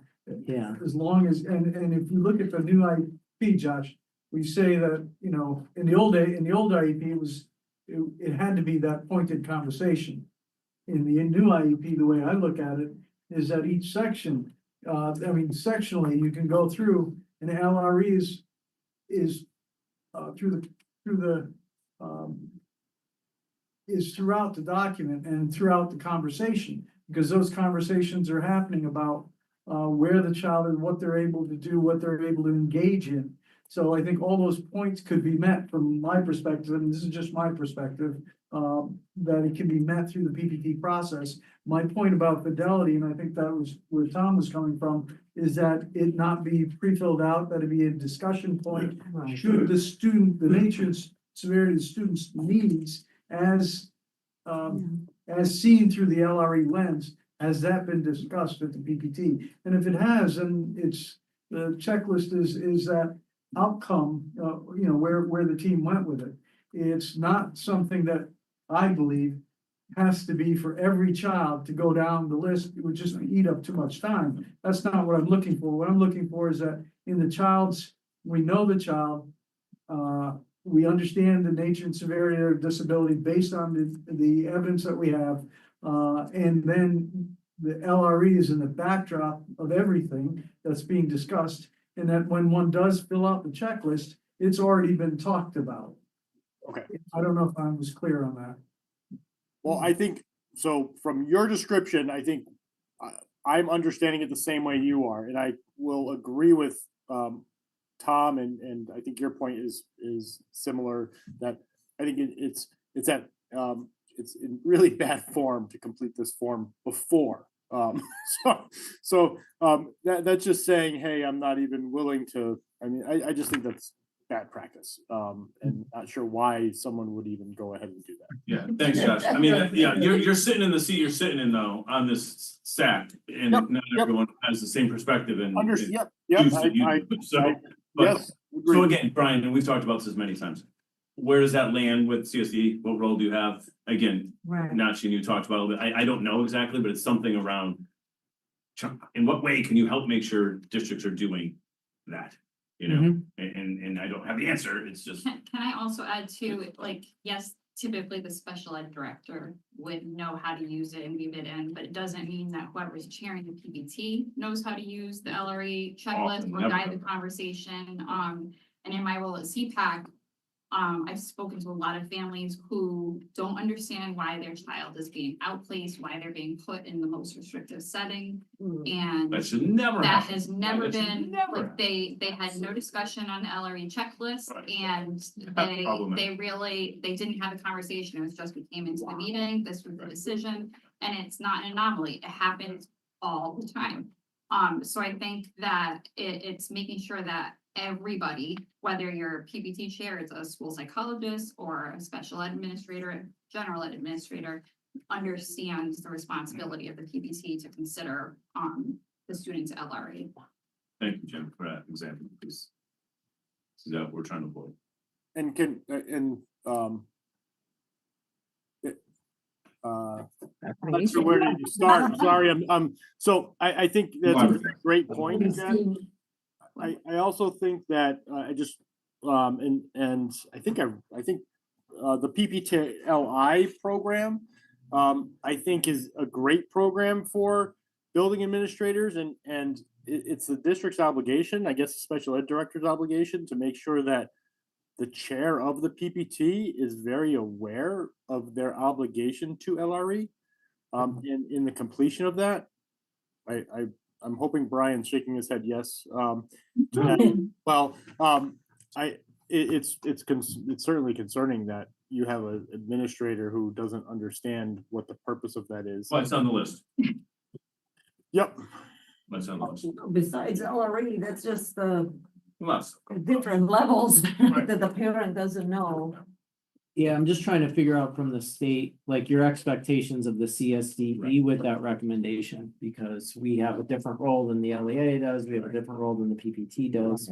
The policy and procedures manual seems like a natural entry point for us, but also looking at the LRE checklist and is it doing and achieving what it's designed to do? Right. You know, to Is there facilitate sign off those on it maybe, conversations. like what could you do to something. make sure, yeah. Yeah, so just in general incorporating Yeah. that, we do have also IEP quality training. That we've trained over 6,000 educators in that talks about LRE and the tenets of LRE and the foundation, but. You know, it's that concept of going back to the basics in certain circumstances when those things aren't happening, so. That's really helpful for us, so we haven't I think we could probably speak to and provide updates along the way, but then also looking at the number of recommendations you have, thinking. Prioritize them? Just thinking about, are there areas like, one of the bullets talks about MTSS and SRBI, multi-tiered systems of support guidance. We've done a study on our current document to bring that up to date, and so that's in process. That's gonna be more of a statewide rollout. We'll be working with our partners at CERC and, looking at the best way to support districts in focusing on those tier 1, tier 2, tier 3 supports for all kids. So the other bullet in there that you have around the deaf and hard of hearing document and guidelines, that's still in process. It's in draft format, so it's still going through the channels, but the training will definitely follow. We have already in place a contract with the RESC Alliance to be able to support that rollout once it does happen. And so, and then there's unified programming in there too, which the state, we've really had no role in unified programming other than we have a application process for people to access other state activities. In the past, Unified Theater has contacted us and asked if the State Department would support them at a state level. There's kind of a process and a form to fill out and then a determination that's made with our fiscal team. And so unified programming is really at the local level, but and I've had discussions and sat with you all on the importance of that. What can the state do to promote, support, as we're rolling out LRE in general, making sure people are aware of their options and how to stand up those types of programs in districts. So, not asking to prioritize your priorities, but having said that, if there are things that you would like us to focus on in the next 6 months, it would be helpful to help shape our activities, because I think we're all seeing and experiencing this legislative session is intensive.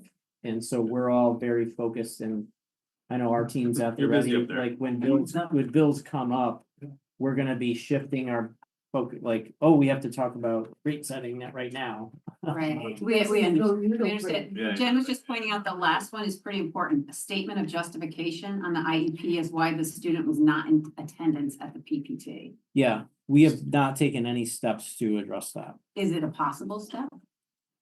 I mean, The little anything box is that possible. copy That says we did not invite the student because. Anything that is was- possible, yeah, so again, I'm like assuming here. Your hope with this is that requiring the districts to justify why the student wasn't there would Right. increase their participation in the Yes. meeting?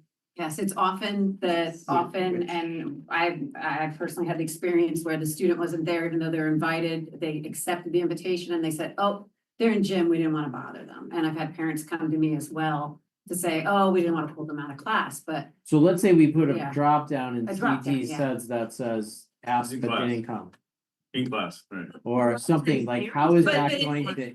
I'm I'm not questioning your priority, but I'm just How does that saying, help the bottom line, you're saying, right? Yeah, Well, but I'm you say saying- ask, but they didn't come, but. I why? wanted to understand why you asked for that, which I do now. Yeah. And does that justification impact what you're trying to impact, whereas The kid's we still not gonna come want to the we same want to spot. support student attendance at Right. PPT meetings. Putting a justification in there, what you get back in that justification, like, that's not a legal requirement for us to ask the districts of. But they'll do it, but it'll be minimal, like, it'll be. We hope it'll 2 increase, words. we hope it'll increase participation of students in PPT, but also increase awareness that they really have to the PPT team has to make a real effort to get that student there. So Got I it. think that would be more partnering with whoever is working with that student. So like, for example, like when I worked as a teacher of the deaf, like that was my job to work on advocacy with that student and help them want to participate at their PPT. And that's what we were working towards. Right. So we were working on building even when they were 5 and 6, working on their PowerPoint presentation that they would show at their PPT. Right. Because we wanted them to learn that they can come to these PPTs, but then by the time they they wanted nothing to do with it. Right, But but I that's think part of it, that's- yeah, that's. That's part of the biggest issue, right? Is that they're not mandated to invite them until they're Yeah. age 14. Right. But it's so critical to get them involved at a much Earlier. younger Yes. age. Mhm. Right. So the parents understand that it's okay for them to attend. And so it's critical for that to happen. And some districts do and some don't. I mean, my son has been attending his PBTs since kindergarten into first grade. And he's attended every single one of them. Now, do all of the students in my district do that? Absolutely not. No, yeah. Have I said, I would love to talk to the parents to make sure that they understand why? Sure, but they don't take me up on that. So it is really, but there are other districts that every single student goes. And they're all invited and it happens that way because the district makes it a priority. But I this don't is know, your it's asking PBT. why the parent, why. Oh, no, they no, didn't, no, how it's the was- student was they did. invited, Right. they were accepted the invitation. And then you're sitting at the table at your PPT meeting, the student isn't there. And the parent says, why isn't my student here? And they say, oh, we didn't want to disturb them. That's Well, what see, we're that's- looking, that's a whole different subject then. That student was like, yeah, I'm coming, I want to do But this. when they call me to set up a Yeah. PBT meeting to find out my best time, my first question to them is, well, we have to arrange it according to my son's schedule. We cannot have it during his gym time. We cannot have it during his Right. lunchtime. Right. So, whatever it is, I will rearrange my schedule to make that. But you are But very, it has to be arranged. but you're by a his very schedule. proactive parent. Usually you just get the letter in the mail that says, this is your time. And you as a parent are like, I have to do this. But districts should be calling the parents to say, what's a good time? Maybe that's why we're But they thinking don't. a little checkbox. Like if I had a checkbox every day that said, why didn't you go to the gym? Right. Didn't You go. go to the. A drop down wouldn't help me. I You have would've- to even look at that question. Right. We have questions on. Sorry. We have two I tried to get questions. it Sorry, done sorry. quick. Brian and Allison. It's- Was a little. We just need to skip by this bullet real quick. We have two people on, sorry. Brian Smith? Thank you all. I appreciate it. Good conversation. This is something that as an agency at Developmental Services, we see all too often. So I appreciate the discussion around student participation. Our individual plans, and I think I've shared this with others and people may have experienced them. The individual is the core to that planning process. We lead a person-centered planning process for all our individual plans, which incorporates charting the life course. So our case managers are well versed in that. Many of our transition advisors are as well. And I bring this up is because my transition advisors, many of which are new, as I've reported in the past, they get a nice addition of transition advisors to our agency to help with some of the initiatives around transition planning. But I've had a number of meetings with them where they have shared that the students are not attending. And how can we, as an agency, promote their attendance? So we've talked through the issues, and we're trying to work on it on a one-on-one basis with some of the district contacts that they have to really do the promotion. But the individualized education plan is just that, it's individualized and the individual should be present. And I would agree with Missy that it shouldn't be at 14 and up, it should be before. There really should be a strong promotion of having the student at the younger years on up, take ownership and participate. And at a certain point in their life, start taking more control over that meeting. But there shouldn't be many discussions around a student without the student present, or at least some level of input. A hello, a PowerPoint, something they present quickly, and then the rest of the conversation can occur. But it is alarming at the number of reports that I've gotten from statewide from our transition advisors and concerns that students are not present, and that's the transition years. So I appreciate that conversation. Just wanted to share that from an agency perspective of what we're seeing from the boots on the ground. So Brian Smith, you gave Brian Klimko a bright idea. Something You didn't popped. see it. Brian with an I, was a this is moment. Brian with a Y. So what if the recommendations shifted slightly to say, if the student doesn't attend, then the district has to provide documentation of how that student's interests were shared with the PPT?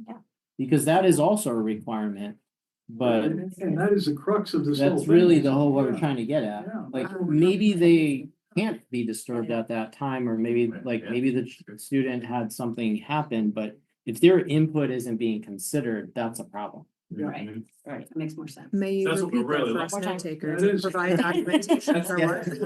We're looking at if the student doesn't attend, how their input is being shared with the PPT. Right, and that's the Because it important shouldn't be like a last minute, oh, now Right. no input's coming into this Right. meeting. Allison's, yeah. Yeah. But, and, yeah, We've because some all- students want it, aren't able to be in person just because they don't want to. Right, so they you're provide it saying in a making, different way. rather than just a checkbox, Just why is the student go to the overemphasizing- gym, Yeah. but like, how did you get? Okay, to the child, you invited the child, they didn't come, how was the child's Exactly. input received by the PPT? Who will attend, but they're not comfortable speaking up. Exactly. Yeah. They- A there's different way. something in advance. Something. It's that they haven't, they can share it, someone can read it on their behalf if they're not comfortable Yeah. doing that. That's wonderful, and then we have Allison, so sorry. to interrupt. No worries. Brian. I just wanted to share, as someone who sat in on PPTs for a long time, sometimes students are either excluded or asked to come just in the beginning or the end because parents or the school district don't want them hearing certain information. So a lot of that for our agency was around talking about disability and some of the limitations and things. So sometimes students would be excluded from that conversation either by family's choice or the school feeling like maybe it was going to be a difficult conversation and could upset the student the rest of the day. So sometimes that would be my experience with students participating. And I was just going to say that it seems twofold, like the parents not wanting to, because that's what we hear a lot. And I think like from CPER, from advocacy perspective, that should be coming to parents, because that's who they trust the most. But, you know, just to back what Susan was saying, Brian, that little check or something like that, you know, you get new teachers, and so many times I go to a teacher, oh, did you invite the student? And they're like, what? Like, yeah, go get them now. Yeah. So it's the little checkbox, or even a little sentence, if there can be, if we can drop something in there. I'm sure that. It would, because I do believe everybody wants to do the right thing, but they Yeah, forget until it becomes. until it becomes a habit. Kind of like assistive technology, you know, like. I know we're all getting like tired. Yeah. And I don't know about Oh, you. Everybody's stretching. We're all standing up and stretching, and we have a lot more to go through. I didn't know if, I know I'm getting brain dead.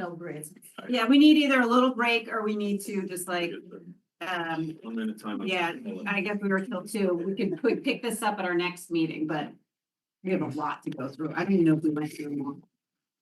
Want to do 5 minutes? And then we could do one more priority area. Yeah, and then call Like it you said, a just brief beautiful time. day. Huh? I'll try to be brief, go through each bullet, give a quick update. We make your life difficult. We're like. Not true. Strike that from the record. No, we did not record it. It's like, give us. Brian, come to it, said everything was like, go. Okay, 5 minutes. Right, that's fast for you. I didn't think it was All worth right, it. 5 minutes. But if you want to take it.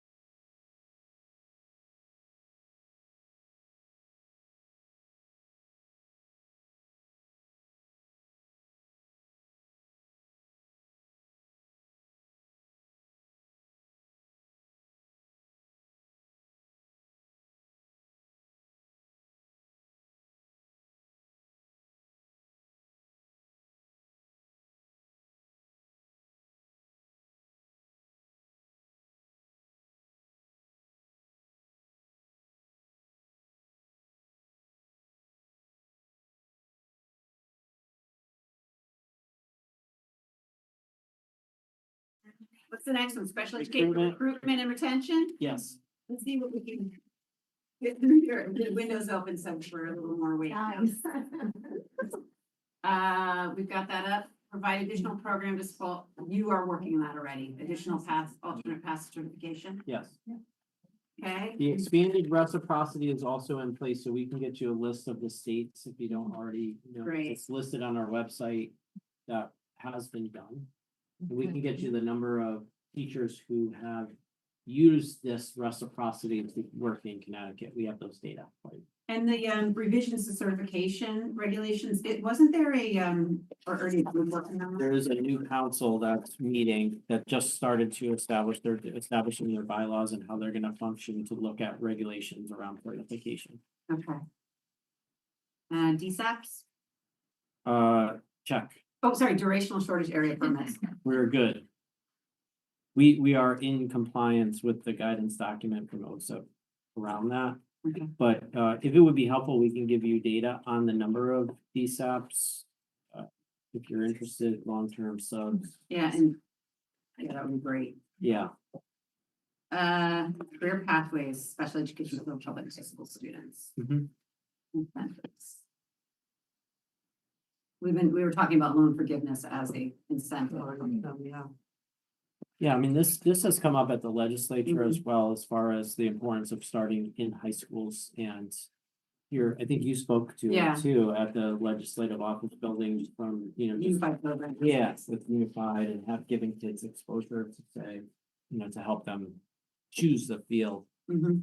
Dr. Tucker, Shawana Tucker, who oversees our talent office, has some probably detailed information on this as part of their program that they, it's called Next Gen Scholars, that they're working with a number of districts on already on this. So I could try to bring an update for you for next meeting.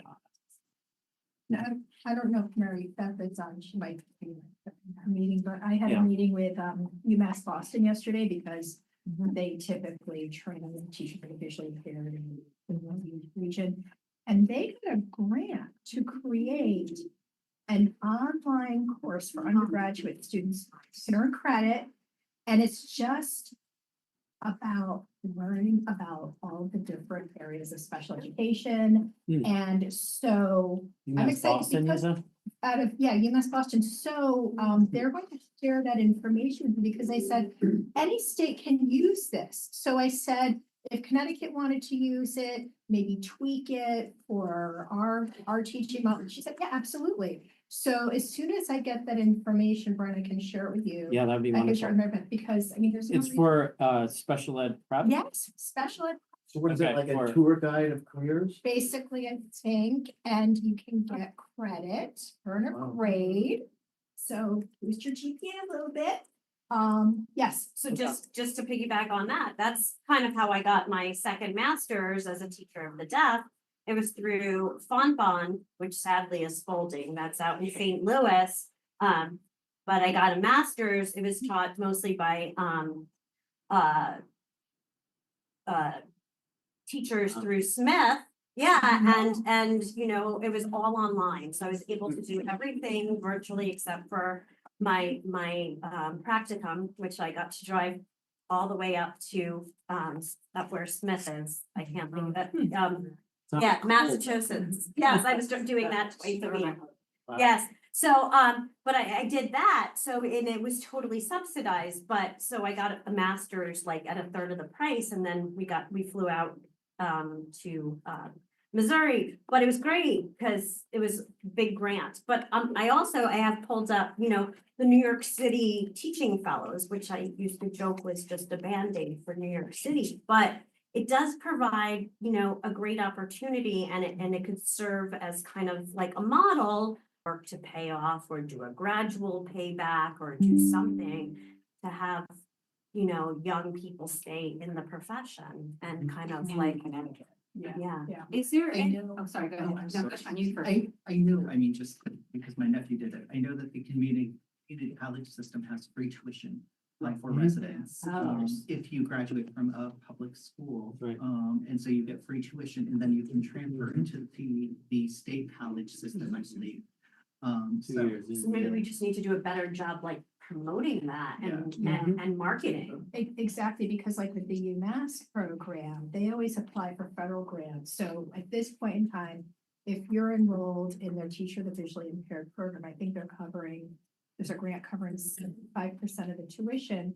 And the commitment is you have to work a minimum of 4 years after you graduate, and you don't have to pay the grant money back. So Is there a special education? Can I jump in? I'm sorry, I'm offline. And I'm at a conference actually Mary. with with Brian's colleagues. We have some state early intervention leads here for preschool and Part C.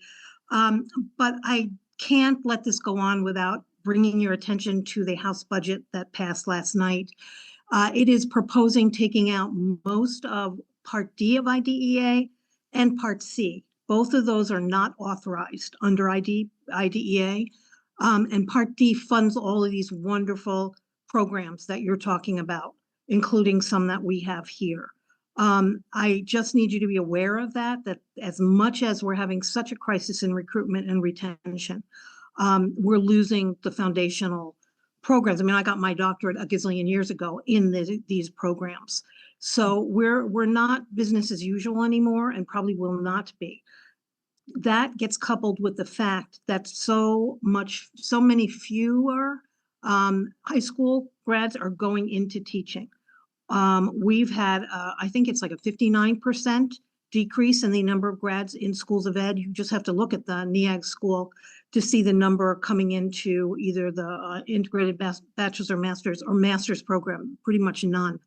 This is also happening across the country. So all of these wonderful grow your own programs, which I totally support, we need to take a bigger bird's eye about what we're going to do. We also have a recruitment video for early childhood, and we are starting a national campaign with the Council of Exceptional Children to work in high schools and middle schools to bring back like the Future Teachers of America. Of course, we're focusing on special ed, but you know, we're looking at 10 years of having these kind of shortages, and that's if we're successful turning some of these high schoolers into wanting to be teachers. So it's a Band-Aid what we're doing now, and I know I do not envy Brian with the amount of permanent subs we're having, or even not even permanent subs.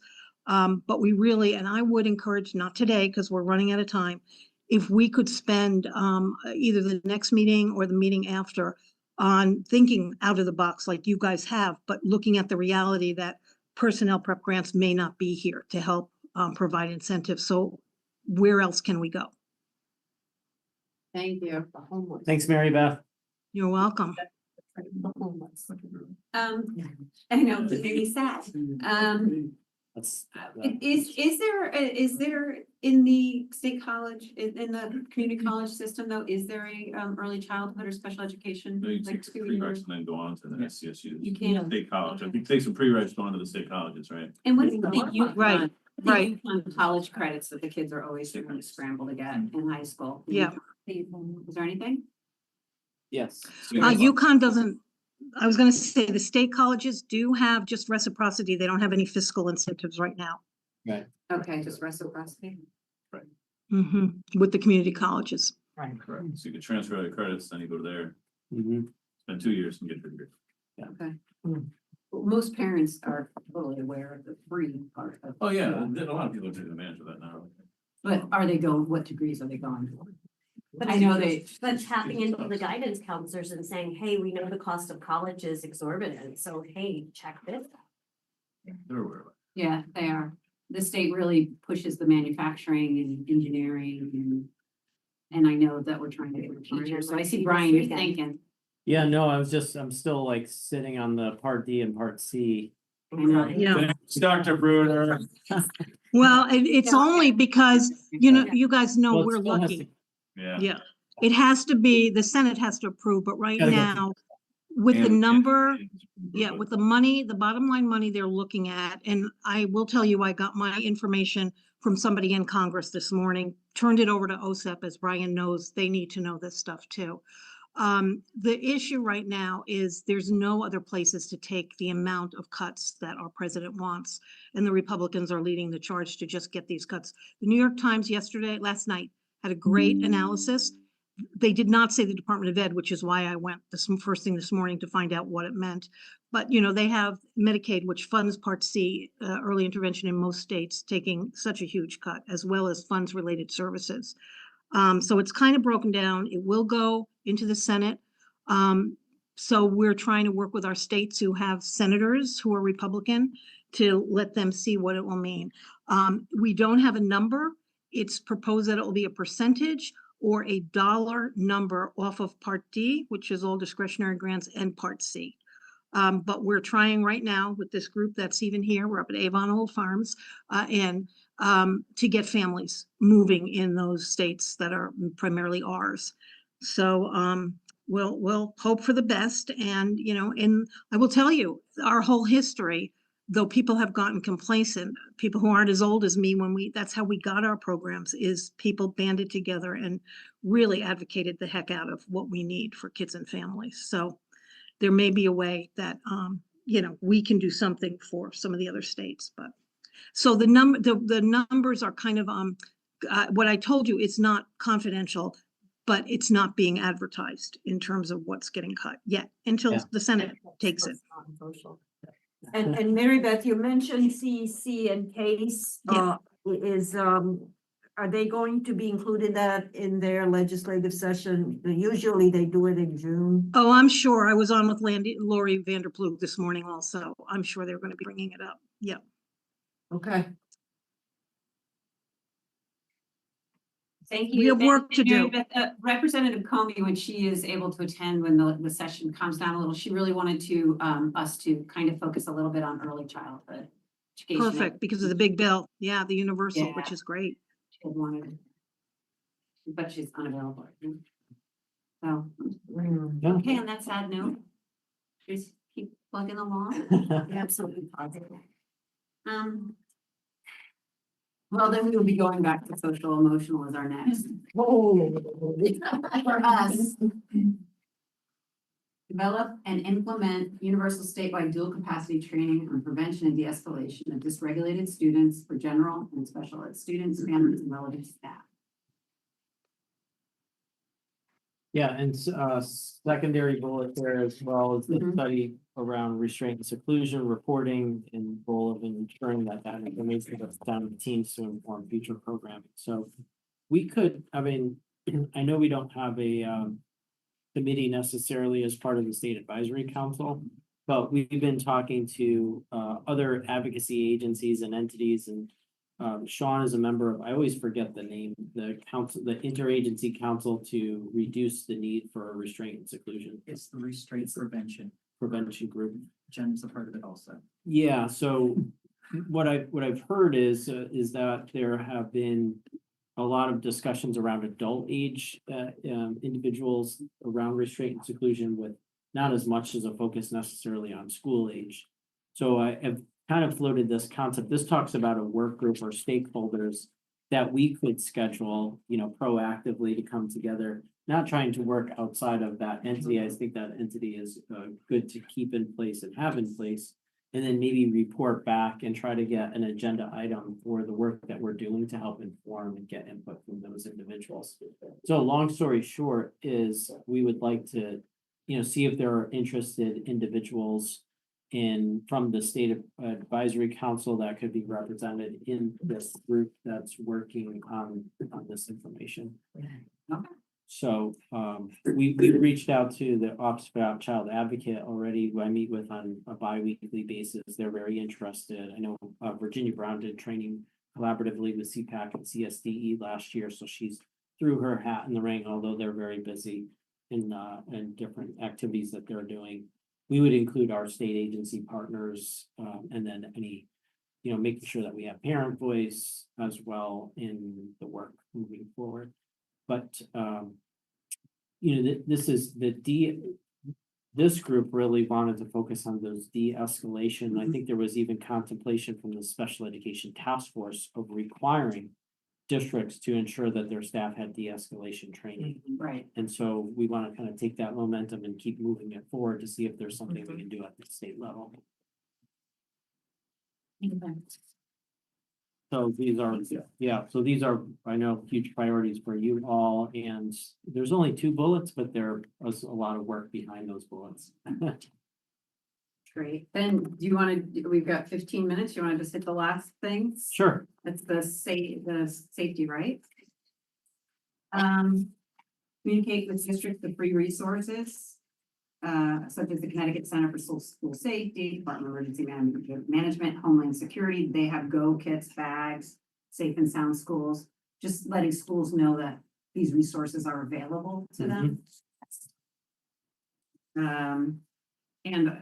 And resources, they're also available to help them plan their, all school security and safety template. Because often the person who fills it out is not any. We are. Can you hear us Yeah, though? we are frozen. You can hear us? Audio is good, but we It's going keep, comfortable, so yeah, it just keeps glitching, so As- just don't, as long as you yeah, can don't hear pay us. attention to I'll that. speak on the list. I got it. Pay no Um, attention. To the man. So, is that a possibility? Is there a way to do that? Which one? Just the communicate, the free resources that are available to districts. I'm sure that's in place. I just don't, that's not something that comes out of the special education office, so I can definitely coordinate with John Frasnelli, who oversees that aspect with the safety, the school safety emergency folks. What I wanted to say around this, though, is that there was a bill proposed that I haven't read or seen yet. So Okay. it's something I think we can fold in. I'm not Okay. sure if maybe some of your recommendations have reached draft status of the bill, but I did see something come across maybe yesterday on this. Probably. I think we've talked about previously about sample accommodations for language and communication plans. We haven't engaged in any of that work Okay. yet. Yeah. But Um, there is like the resources piece, I think, I'm just not speaking from a framework and understanding so. what that is or who So- does that. The Department of Emergency Management and Homeland Security, I had just happened to find out that they have Go kits and bags for schools, you know, in emergencies. Yeah. Lockdowns can have anything from a fidget spinner. Yeah. Something like that, but a lot of schools don't know that that is a free resource for them. Yeah.